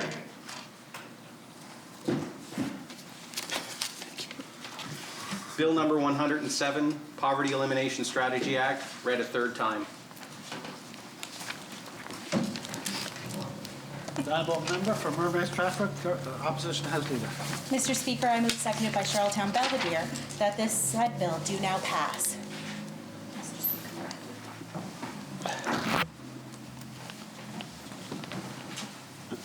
Honourable members, this is a bill introduced by leave of the House, read a first time, read a second time, committed to the Committee of the Whole House, reported, agreed to, without amendment, read the third time, and is now moved.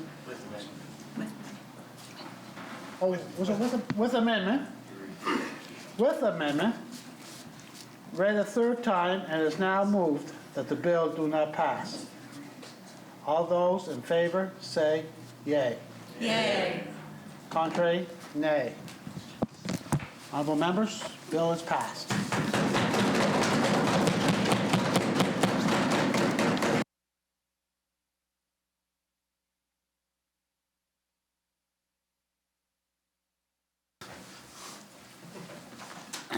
The honourable member from Mermaid Stratford, the opposition House Leader.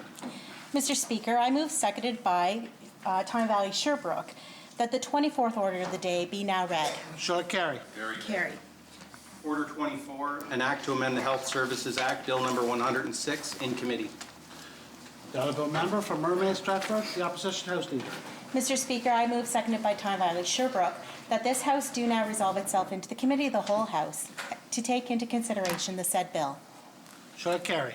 Carry. The honourable member from Tignish Pomeroy, Deputy Speaker to the Chair of the Committee of the Whole, please.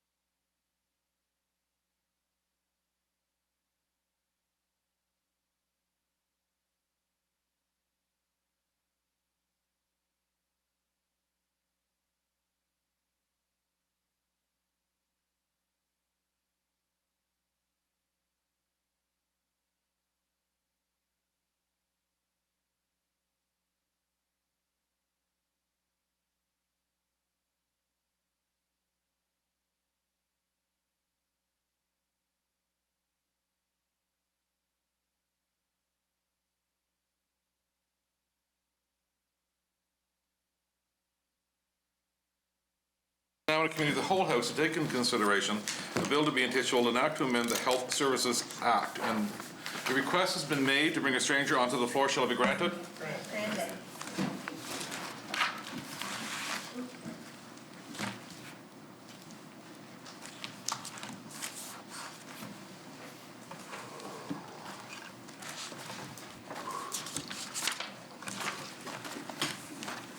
Please state your name and position for answers. Michelle Patterson, Research and Communications Officer with the Official Opposition. Thank you very much and welcome. Honorable members, this bill has been debated and we were asking questions as just in general. So the floor is now open for any more questions. Pardon me? Morel Donut. Nobody else? Thank you, Chair. Good questions. You've been waiting. Thank you so much. It is funny, I've been waiting a while, but I'm glad I've been waiting a while because it's been a good discussion over time. I really find this fascinating. I have no doubt you've gone back and looked at the answers from when this bill was, the other version of it was brought forward in 2018 originally to change. And I remember it well, and the former minister at the time, and I spoke to him on the floor and off the floor, just like we've spoken about this too. And he at that time was really concerned about moving things forward and a whole bunch of things, and always through the media and all that stuff. It's a tricky one. I remember, and I said this back then too, when I worked in the Department of Health for. When I graduated, there was a person in HR and we were going through an organizational structure change, and they had said to me, this is the 7th in his time, and it's always constant flux. Every time something new comes in, things change again within the department. So, putting this back, it doesn't sound like, I don't think keeping it or putting it back to the way it was prior to 2018 is going to create any massive change. Personally, I don't think that right now. You and I have spoke about, there's probably a bigger discussion needs to happen amongst about the whole structure of things. My first question is about, has there anything happened in the past couple of years that would cause you to say, yeah, we need to go back to the way it was prior to 2018? Thank you for that question. And I think one of the challenges, as we mentioned, is that within the current structure, it's quite difficult to know how and when decisions are being made about the day-to-day operations of health PEI. And one of the benefits of having these decisions be made by the board is that the board's meetings are they're public, the minutes are public, and it is very transparent. So we can think of many instances, I think, where there's been confusion about how decisions are made and when. And this would, again, not solve every problem, but it certainly would go a long way to improving the governance in our healthcare system in terms of accountability and transparency of how decisions are made. And I do just want to add, since we've been debating this, I've heard from many different healthcare professionals. Of course, I can't disclose who they are because that would be completely inappropriate, and it does put them in a difficult position. And that's something we've spoken about as well in terms of consulting, with the current board and with healthcare professionals, that they. It's difficult and uncomfortable and scary for them to be able to make a public statement. But I do want to. I just want to highlight what. A message that was sent to me by a healthcare professional wondering what aspects of a political career would make a minister more qualified to determine healthcare-related decisions than the experts who have dedicated their careers to studying such questions or delivering frontline care related to them. Acknowledging the minister's responsibility to protect the interests and at times the lives of Islanders, we, meaning healthcare professionals, encourage him to recognize that scientific evidence and best practices do not change with election results, but careful research. At a time when the system faces significant human resource shortages, that are directly impacting frontline care, physicians and nurses and other healthcare professionals considering working or staying in this province, they want to know that their voices will be heard and their professional opinions respected. So I think this is a really key part of why we need to, make sure we have a system that aligns with good governance and best practice, so that our healthcare professionals know that their voices are heard, they're able to work, with the board to make decisions, and that those decisions will be able to be followed through without interventions from the minister that are not, that there's no way to know how or why or, those decisions are made. There's no requirement for the minister to have any sort of evidence to back that up. So, Michelle, is there anything else? Morel-Dona? Thank you, Chair. I feel like an opposition member and a minister just answered a different question. I'm glad you got that. I'm glad you got that opportunity to get that letter out, or that back. I got the same ones back in when I was the opposition health critic. I completely understand. I used to get those messages. I still get those messages of people that are frustrated for sure. My question was, of course, examples of things that have gone wrong in the last couple of years to bring this back. But I want to speak to your point there too, because what you're saying is, does the health minister from time to time ever have the proper health experience? Well, most times, no, with experience, but they have to rely on that advice. And the board is still there to rely on. The board is still functioning well. The board is still doing all of those things. So the minister, to her or his, own, decision, will take that advice or not take that advice. Like, it's not like we're eliminating the board. They're still there providing all of that information.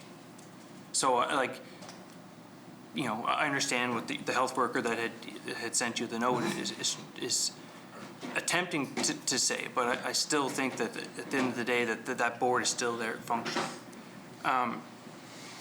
The examples that the former minister had given about this were things about, like, the relationship between the CEO and the minister, the lack of a link there, the minister going right there.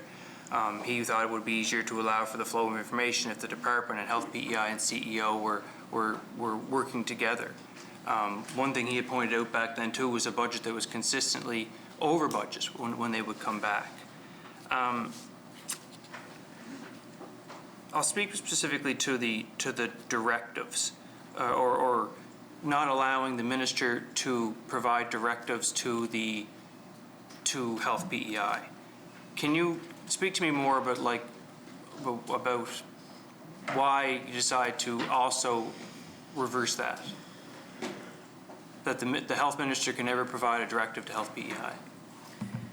So it depends. I think the way that you're framing that is perhaps a bit confusing, in that as we've discussed before, the minister would still have the authority over the strategic plan and the budget and the business plan that do provide direction and guidance. But in terms of the actualizing of those plans, that is the piece where once the plans are set in place, these changes would allow the board to actualize those plans based on their expert experience and knowledge and working with healthcare professionals. I do want to touch on something else that you mentioned in terms of that during the previous debates on this bill, that the minister at that time highlighted it would be easier for the minister to be able to work more directly with the CEO. And I can't stress this enough. The goal of should not be to make the minister's job easier. The goal should be creating a system that is going to result in the best health outcomes for Islanders. And that means that experts are able to make decisions based on evidence and then move those forward to actualize the strategic plans and goals of the government. That is the best practice way to actually result in long-term planning that will improve health outcomes for Islanders. That is best practice.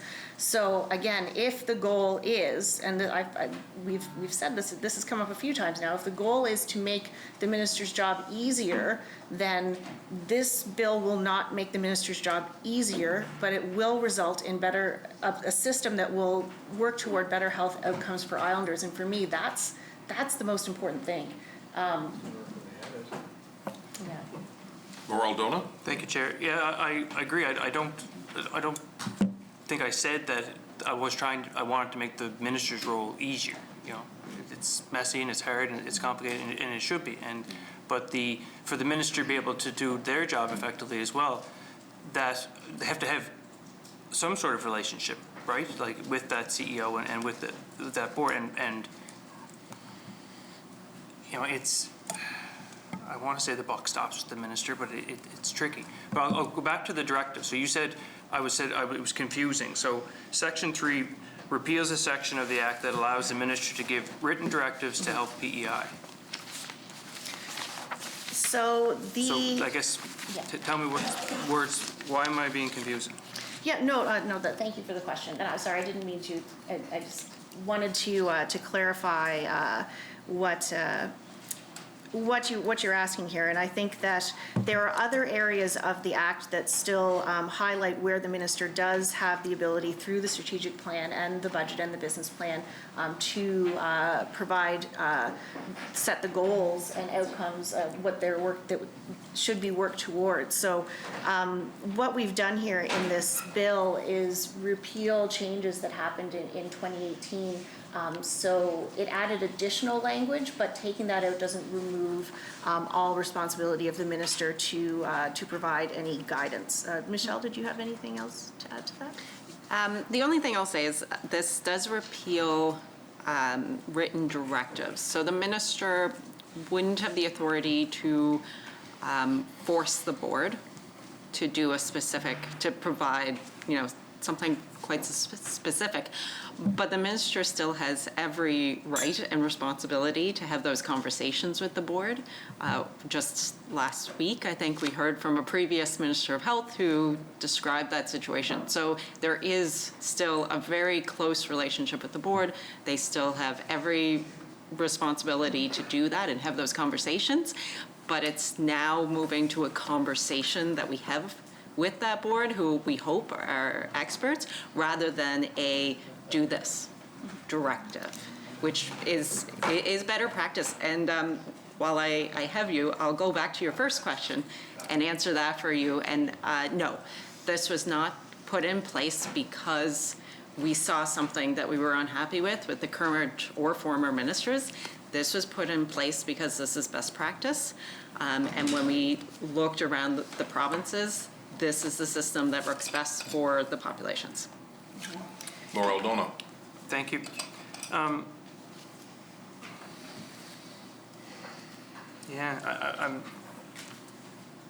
see both sides, but the directive to me is like, okay, I take the advice and I get it and I provide the directive. The former minister might want to weigh in on this too. Like, I understood that,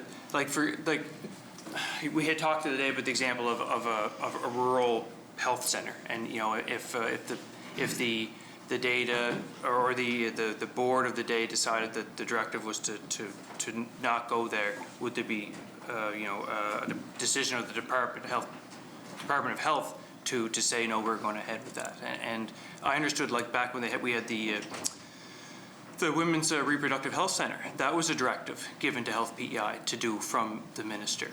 And so, like, if they didn't give that directive, it wouldn't have happened from Health PEI. I feel like, first of all, that it's not the only way. There's more than one way to communicate, and providing directives is one way. It's the easiest way. It's almost a shortcut. But having meaningful collaborative engagement with the board, who is working toward the best health outcomes of Islanders, separate from, the possibility of political influence, to separate that quite a bit, it's the best way to really come out with the best outcomes. And again, it does take more work. It's about that building relationships piece. Recently, we heard, for example, the current Minister of Health talking about, the fire in his belly that he has, to improve healthcare. And that that is critical, but that fire has to lead you to a place where you are engaging with all stakeholders in the healthcare system for the best outcomes. That's the fire, that's the excitement, that's how we get there to the best outcomes. And it means having a structure that supports good governance, transparency, and long-term planning that will get us there. So, you know, I think, it does require work. Building those relationships, it requires work, but it is absolutely worth it. And I would hope that that is work that, you know, this government is willing to do. Aldona? Thank you, Chair. Michelle, I see you shaking your head. Can you clarify for me about? Sure. I have to disagree with the statement that you made there. And I may, I'm getting whispers behind me. I think what you said was the Women's Wellness Center or clinic was a directive by the minister, and if the minister at the time didn't have the ability to make that directive, it wouldn't have happened. But I think you may not be giving the board the credit that's due, in that if the minister came with that idea of a clinic and it made sense for all islanders and it was a good service to be added, then I fully believe that the board would have implemented that. I don't think that if a minister comes with an idea to the board, it's immediately shut down. There is that two-way path. The other thing is we've come here a couple of times in this conversation around what if the board closes rural hospitals, and I understand that we don't want that to happen. I don't think a board would want that to happen, but we can turn that on its head if we want to go in that direction. What if a minister decides to close Montague Kilmore's Eastern Hospital? Mm-hmm. There is nothing that we can do right now in this legislation. There are no checks and balances, and that is a concern that we should also have if we want to look at both sides.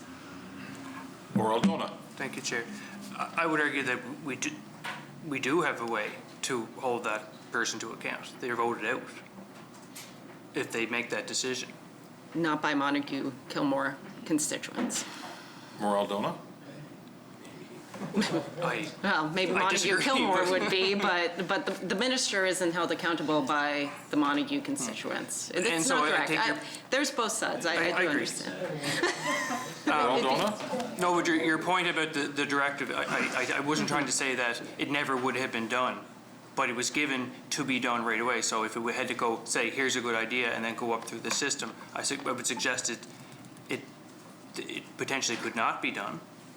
Where if there's a minister's directive, it is done. I guess it was my point now. And I don't even know the specifics around that. I just remember it at the time.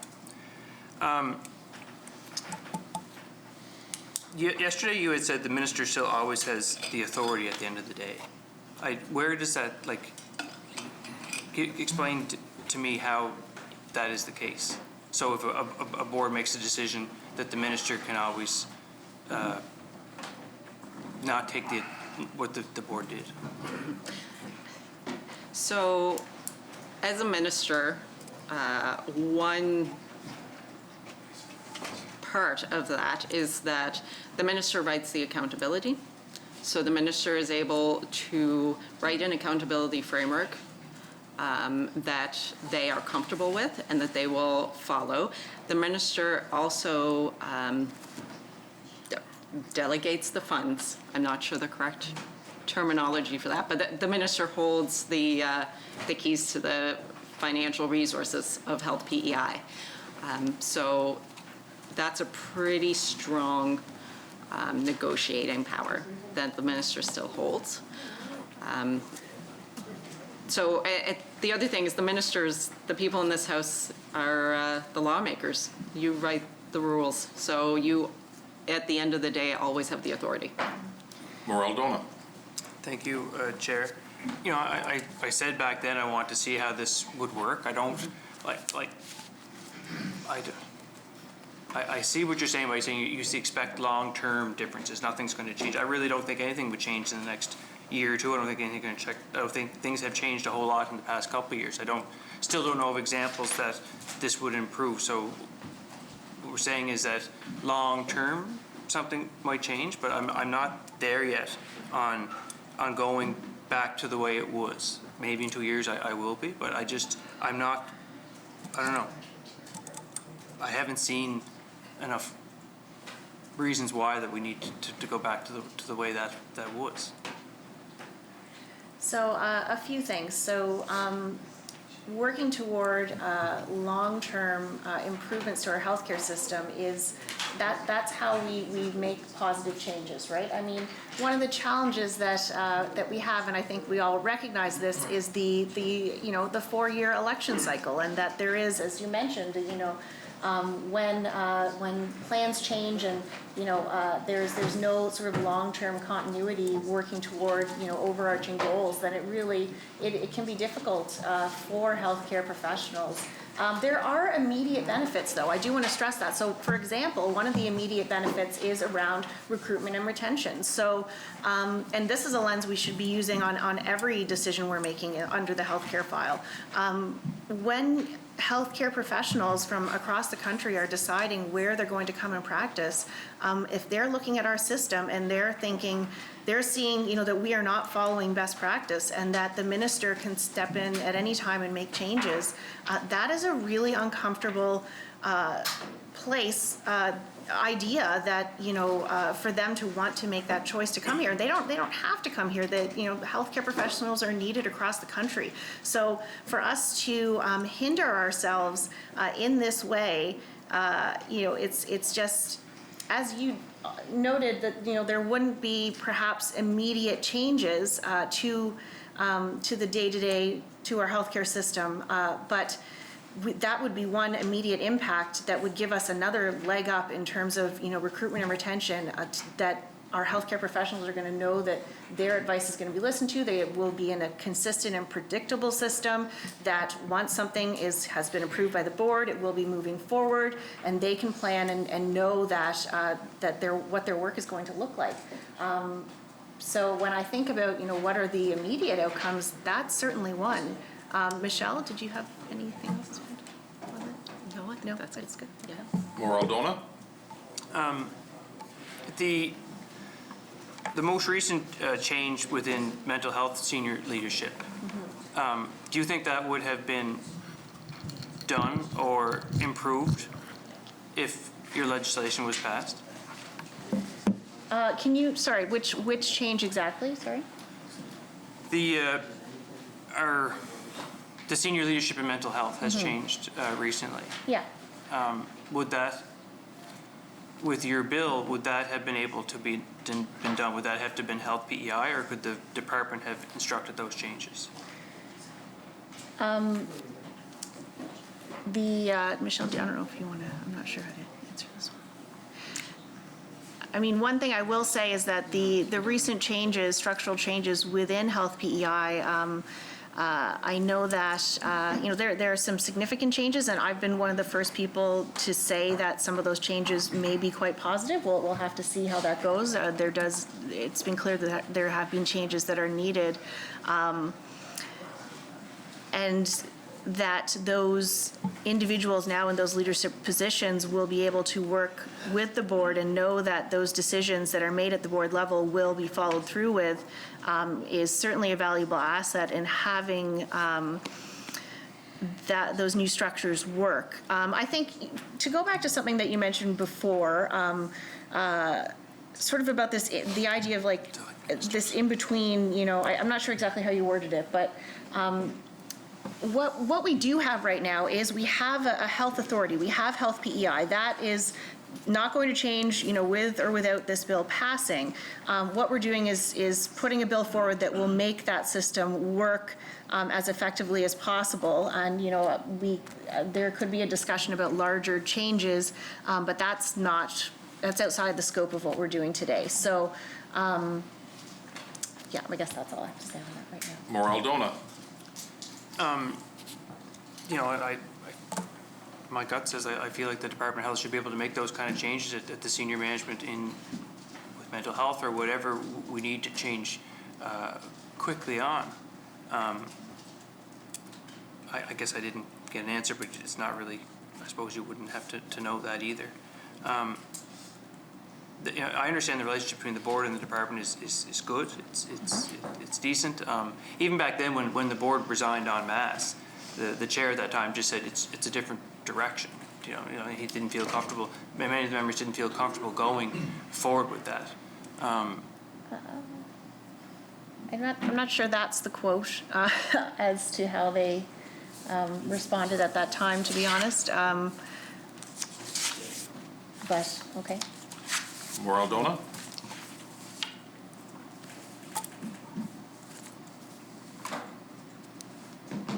There's I know the member from Summerside had mentioned a quote too, but we recognize that the government wanted to change approach, and we decided collectively it would be best if we stepped aside and allowed that change to happen, Macbeth said. He would not be specific about any particular concerns with the new legislation, saying that there were good aspects to it, including the things the board were already doing. It's just a difference in approach, but that's in the past too. I'm not. There were quite a few articles on that for sure, and some of the good elements. I will say, you know, keeping the East and West representation. That's something that we definitely wanted to have in here. Yeah. I will also add that I believe that these changes will make a direct, you know, an impact that needs to be done, like just to get sort of a fundamental base level of good governance. But there probably are other changes that should be taken into consideration in the future, and a complete, you know, looking at this act overall would be highly recommended. And if there is perhaps a different direction that government chooses to take, that is a conversation that could be had. But that will take time, and these moving toward good governance is something we can do today. So, yeah. Maura Aldona. Thank you, Chair. And just my last comment, I agree completely. If these changes don't pass through, I think, you know, a bigger discussion on a versus just going back to the way it was in 2018 and that whole relationship, because it is extremely complicated between the department and Health PEI and the board. And is there a more streamlined approach that doesn't give up that expertise that the board has? I'm good, thank you, Chair. Yeah, and can I respond to that? And I think that, you know, one thing to note is that, you know, the act worked just fine in 2018. The concern that was brought forward at that time by the minister was that, as you noted, it was challenging, that it required work for the minister to engage with the board and with the CEO under the, you know, this structure.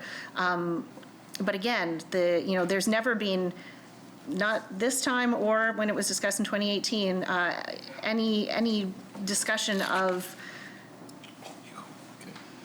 these changes not leading to better health outcomes and being better governance, and that's the number one priority. So, you know, I think if that's how we're making decisions, how can we make the system work best for Islanders, for their healthcare outcomes?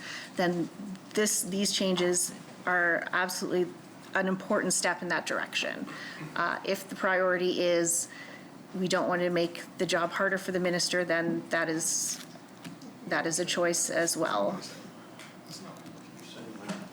Sorry, Maura Aldona? That's not what I said. Okay. Like, I've said that twice now. It's not what I said, but you're. I just haven't heard any other reasoning, I suppose, for. Well, that's fair to say, but. No, Maura Aldona? I'm good, thank you, Chair. Okay. Montague Kilmuir. Thanks, Chair. So under this legislation, like recently I stood up and asked questions on wanting a 24/7 emergency room in Montague, or at least like a CEC model or whatever it might be, not necessarily an emergency room. So I guess if this were to pass, would the minister have the authority to tell Health PEI that Montague, Kings County needs a 24/7 ER? So the appropriate way for that to be handled would be that it would be a goal of the government overall to ensure that there is, you know, 24/7 access to emergency healthcare services across PEI, including in rural areas, and that is something that can be outlined and should be outlined in the strategic plan. And so the board should already be working toward that goal, and that is under the minister's purview. Absolutely. And I would hope it is a goal. Montague Kilmuir? Yeah, so it can be a goal, but if Health PEI board says, no, we're not doing that, then tough luck.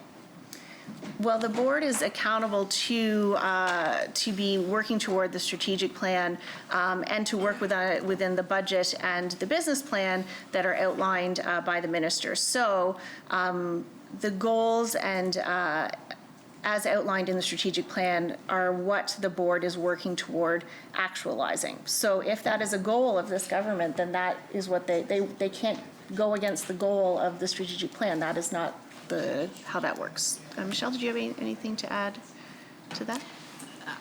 The only thing I'll add is that again, yes, this should, if that is a priority for government, then having 24 access care in the rural hospitals, and that can be put into the strategic plan. What the board would look at, and a lot of this, the amendments are protective for Islanders and for our system.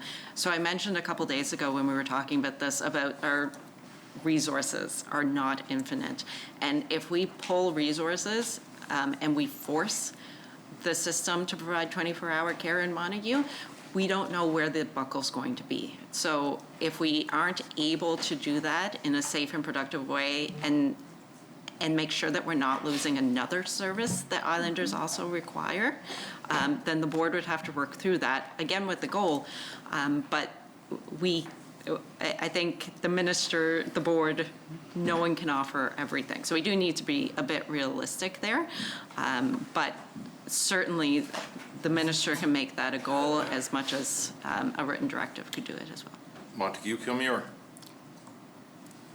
So it almost sounded like you said that maybe we don't need the 24/7 access in Kings County, and that we might not need it because it might pull resources from somewhere else. I'd say Health PEI, unless they want to come out and knock on the doors in Montague and tell them that they don't need a 24/7 ER, then I certainly don't think they should have the authority to say that they can't have one. I think the minister should be able to tell them that Kings County deserves it. So, and I doubt if they're going to come out and knock on my doors. What happens if the Health PEI board were to ignore the strategic plan or the goals? Like, because I guess at the end of the day, they can meet and say, well, no, we can't do that. We're gonna, and like another example might be dialysis. I'm trying to get dialysis in Montague as well. And I guess O'Leary wants it. Everywhere wants dialysis. And I guess there is an understanding, not everywhere can have all the services, but under this, the minister would not be able to issue a directive to say we would like dialysis offered in Montague, KCMH. Well, and I think it was just highlighted sort of from others here as well that there's services are needed across the island, and the board is representative of individuals from across PEI. I think we can talk about these, sort of doomsday scenarios of this board, coming up with these really terrible ideas. But what we really need to realize is that the board is, again, made up of Islanders, from across the province, who are working toward the best health outcomes of Islanders based on evidence. And, as we noted, there's no checks and balances right now in terms of what the minister could decide to do. So you're describing situations where the minister could step in and give your district extra resources. As Michelle mentioned, that does mean that there's a loss somewhere else. So those decisions have to be made very carefully in terms of long-term planning and ensuring that all Islanders have the very best access to services in their communities. The opposite can very well happen, though. This is what we have to realize, is that the minister could step in and remove things from Kings County, hospital. They could, and there's no checks and balances for that right now. There's no, and that's one person, who may not really be overly concerned about. This whole. Oh, sorry. Promoter has the floor. Yeah. So it is one person who would have ultimate authority to make any changes, and that is really the bigger concern in terms of how decisions are made and the potential role of political influence. And you're right in that the minister is an elected official, and the minister is part of a political system where political influence can play a role, and that is a concern. Also, you were asking, your first question was around the strategic plan of what the board didn't follow that, the accountability. The board would then be in contempt of the legislation. So there would be, the board would be disbanded, or then a legal matter would then have to ensue there, because the strategic plan and following that is written into the legislation. So that would be imperative that they follow that. And I think Trish made the other point. We've been making the point about political involvement in the healthcare system. There are benefits. Assuming you have a good relationship with the health minister, that is, you could get those services and you could get them as a directive. If you didn't have a good relationship, then the opposite could happen as well. And it's a concern both ways. Montague Kilmuir. And I guess my point would be is that that could happen, but you'll also suffer at the polls next time, right? It's the electorate that holds us accountable. But that's the concern, though, right? Is that decisions might be based on or could be influenced by political decisions rather than working toward the best health outcomes of islanders. So you're saying that, you know, should a minister make a decision to, for example, let's say, close the Kings County Hospital, then that minister will suffer at the polls. However, if those resources are then moved to another area of the island, there could be benefits as well politically, and that is not okay. Those decisions need to be made, again, looking at what are the best, what is going to lead us to the best health outcomes. I keep saying that, I know, but that's how those decisions need to be made. That political piece needs to be removed from these decisions, the decisions made at that level. Islanders vote in politicians who they, based on what they're putting forward, their vision for PEI.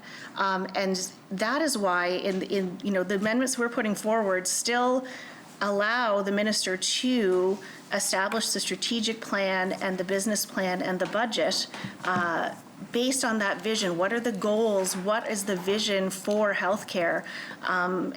But the minister is not an expert in actualizing those goals, and that nor should we expect that magically the process leads us to a minister who has that experience.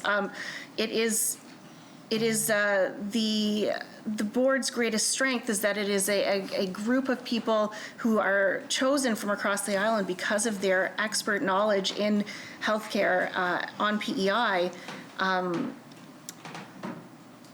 Taking that political piece out will only lead us to better results, and that again should be how we're looking at this, the most important part. Montague Kilmuir. I'd say based on the volume of questions the health minister gets on a near daily basis, you would think he was over there running the healthcare system single-handedly. I think one of the reasons the Liberals changed this bill in the first place is that they were having difficulty dealing with the health PEI board. So I guess I don't quite understand when you say that we want these changes so that you know, they're going to do what the minister and the government wants.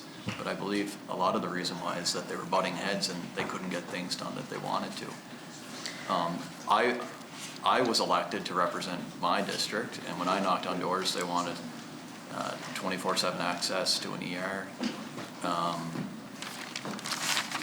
I know that, you know, if we're saying that, well, perhaps that's not what's best for our residents, I would say, well, Health PEI and the board now perhaps isn't providing us in Montague, but in Kings County what we should have, which is 24/7 access. So I don't think necessarily that perhaps the Health PEI board of directors or whoever's making those decisions necessarily always has our best interests. You know, we have a bare minimum service that's there 12 hours a day, but that's it. And is there any, I don't think there's any interest in trying to expand that, but my hope is that the minister will be able to say that, no, this is now a priority, Kings County deserves to have a 24/7 ER or CEC model or whatever it might be. I know there's accreditation issues around that too. You can't just open an ER 24/7 and call it an ER. But I think the minister should have that power to do that, or whether it's dialysis or whatever service it might be. Not like, what am I going to go back to the doors next election and say that I know you really wanted a 24/7 ER, but Health PEI said no, so that's too bad. So, first of all, I don't want to, I honestly don't want to speculate as to, why the decision was made to bring forward the changes in 2018. I don't think that's fair for me to try to discern that. What I do know is that based on evidence around best practices and what our healthcare professionals are looking for in a healthcare system, the changes that I'm proposing are aligned with best practices. So I think we focus on moving forward and what are the best decisions. I just want to start with that.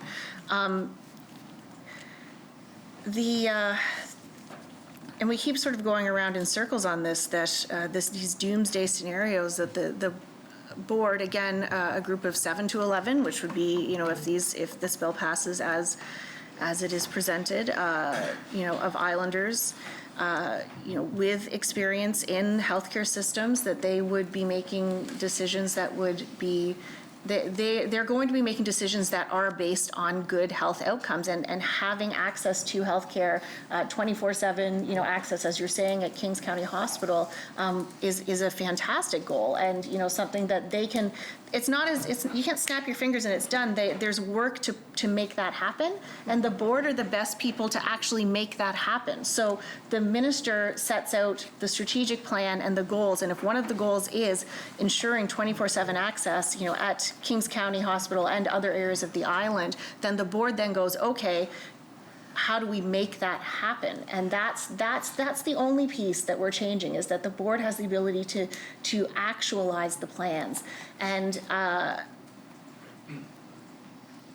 again, the risk of political influence, it could go either way. Maybe it'll work in your benefit this time, maybe it won't. Maybe someone else is going to be hurt by a decision that's made like this without taking into account the long-term health goals of our healthcare system. So I'll also add that the minister approves the budget.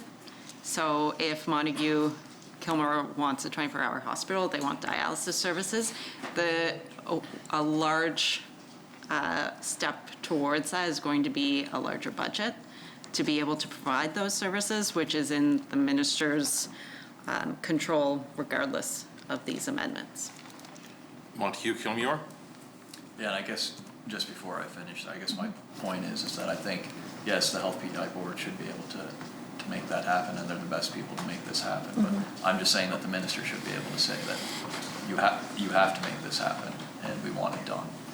And the minister and they should be, can I think they still, should because be able to issue a directive to do that. But if that, we're, and I'm just as guilty of it. I ask really tough questions and, go after the minister, or the former minister and the current one on healthcare, and we constantly say, well, you're the minister, deal with this. You're the minister of health. This is your portfolio, deal with it. Then you should be able to deal with it.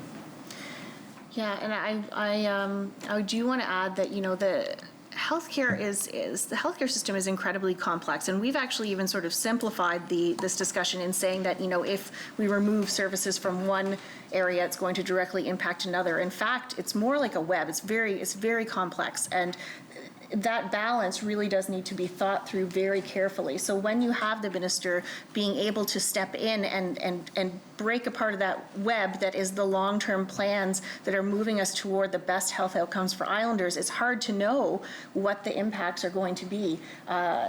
It could be, minor, but they could be significant in that it throws off the goals that we're working towards. So that's really the concern. But again, I do want to stress that the minister still has a great deal of power, even, with these changes, that the idea that, the minister wouldn't be able to work with the board or the CEO I don't believe that. I believe that the minister absolutely could do that, and that would lead to better health outcomes. So I have full faith that could happen, and I expect it to happen, and I think that Islanders would expect that as well. And there's no reason to think that the minister couldn't do that. So, yeah. Any further questions? Shall the bill carry? Carry. Okay, I am hearing kind of an equal number, so I'm going to ask for a show of hands, please. Those not in favor. Stand. You can request that when the speaker comes back into the room.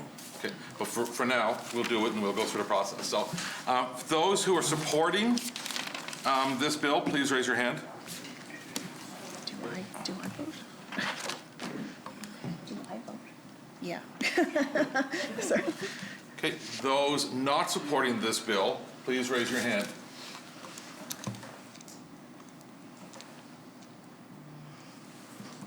I have 12 in support and 13 nays, so the bill will not be carried. And you can request the recorded division when the speaker comes back in.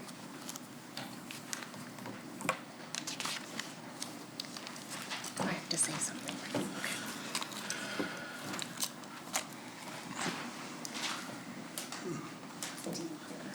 Okay. Mr. Chair, I move the speaker take the chair and the chair report the bill not recommended. Shall it carry? Carry.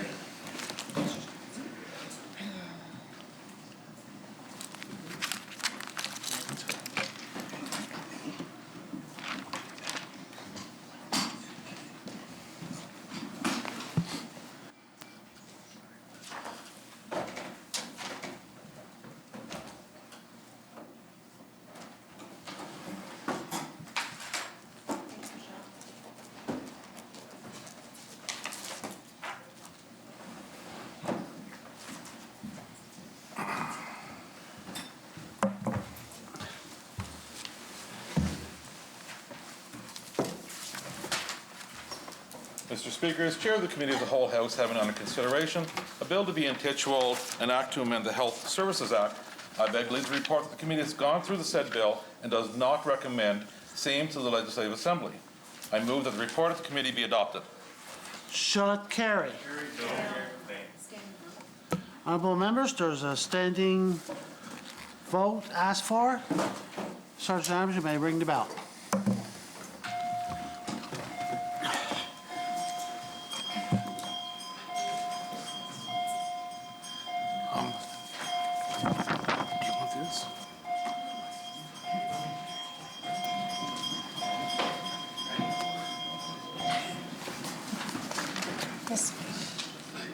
Mr. Speaker, the opposition is ready for the vote. Mr. Speaker, the third party is ready for the vote. Mr. Speaker, government is ready for the vote. Honourable members, those voting against the report, please stand.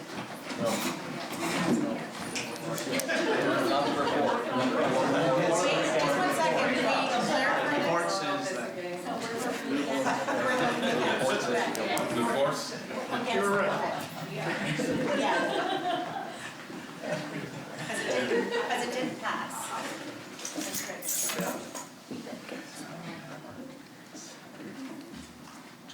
The honourable member from Tignish Palmer Road. The honourable member from Cornwall Meadowbank.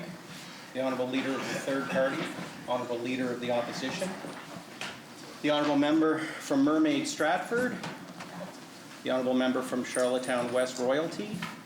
The honourable member from O'Leary Inverness. The honourable member from Summerside South Drive. The honourable member from Charlottetown Victoria Park. The honourable member from Charlottetown Brighton. The honourable member from Tyne Valley Sherbrooke. The honourable member from Summerside Wilmot. And the honourable member from Charlottetown Belvedere. Those voting for, please stand to report.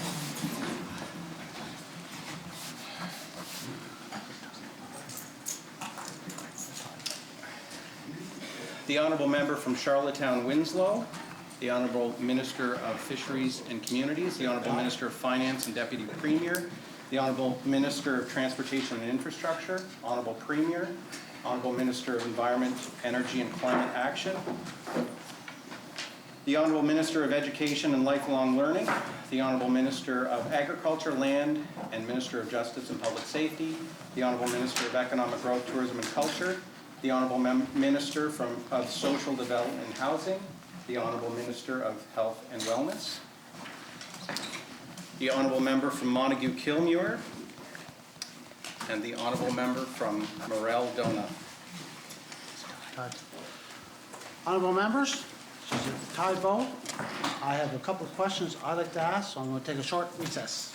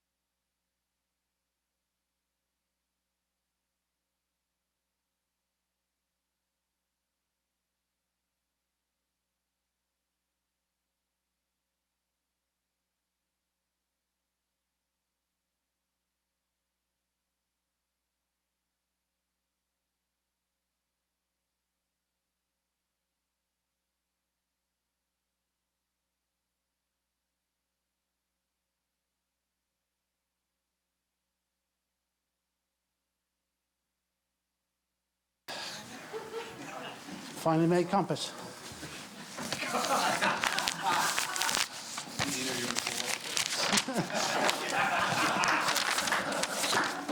I already did my interview. Honorable members, I've been here for 10 years. I don't think this ever came about in my 10 years here. So we all learn something in this job. But all members, in order to preserve debate and allow further discussion on this bill in committee of the whole House, I am voting against the report from the committee. So the bill remains on the order paper for consideration in committee. The report of the committee has not been adopted. Thank you, honourable members.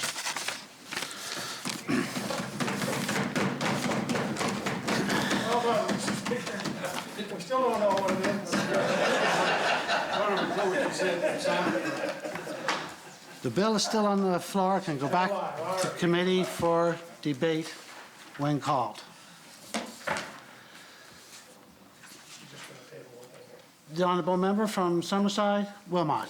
Mr. Speaker, I beg leave to introduce a bill to be intituled Environmental Bill of Rights, and I move, seconded by Charlottetown Brighton, that the same be received and read a first time. Shall it carry? Bill number 108, Environmental Bill of Rights, read a first time. The honourable member from Summerside, Wilmot, overview. Thank you, Mr. Speaker. This bill creates a legal framework to protect the rights of all islanders, present and future, to a healthy, safe, and ecologically balanced environment. It also contains measures to help address environmental racism and confirms the government's duty to protect, preserve, and restore the environment as a public trust. This bill creates an environmental registry, which will be operated by an environmental commissioner, which will be an independent office of this legislature. Furthermore, the bill creates reporting requirements for ministers in regards to policies that impact the environment and will help foster transparency, inclusiveness, and accountability.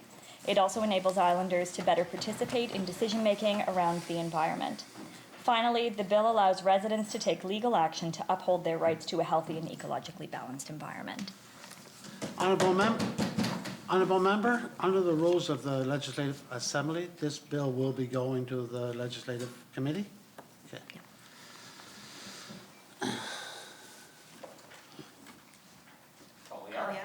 Honourable members, the hour has been called. The honourable member from Morel, Donna, and the Government House Leader. Thank you, Mr. Speaker. I move, seconded by the member from Montague-Kilmer, that this House do adjourn until April 9th at 10 o'clock in the a.m. Shall it carry?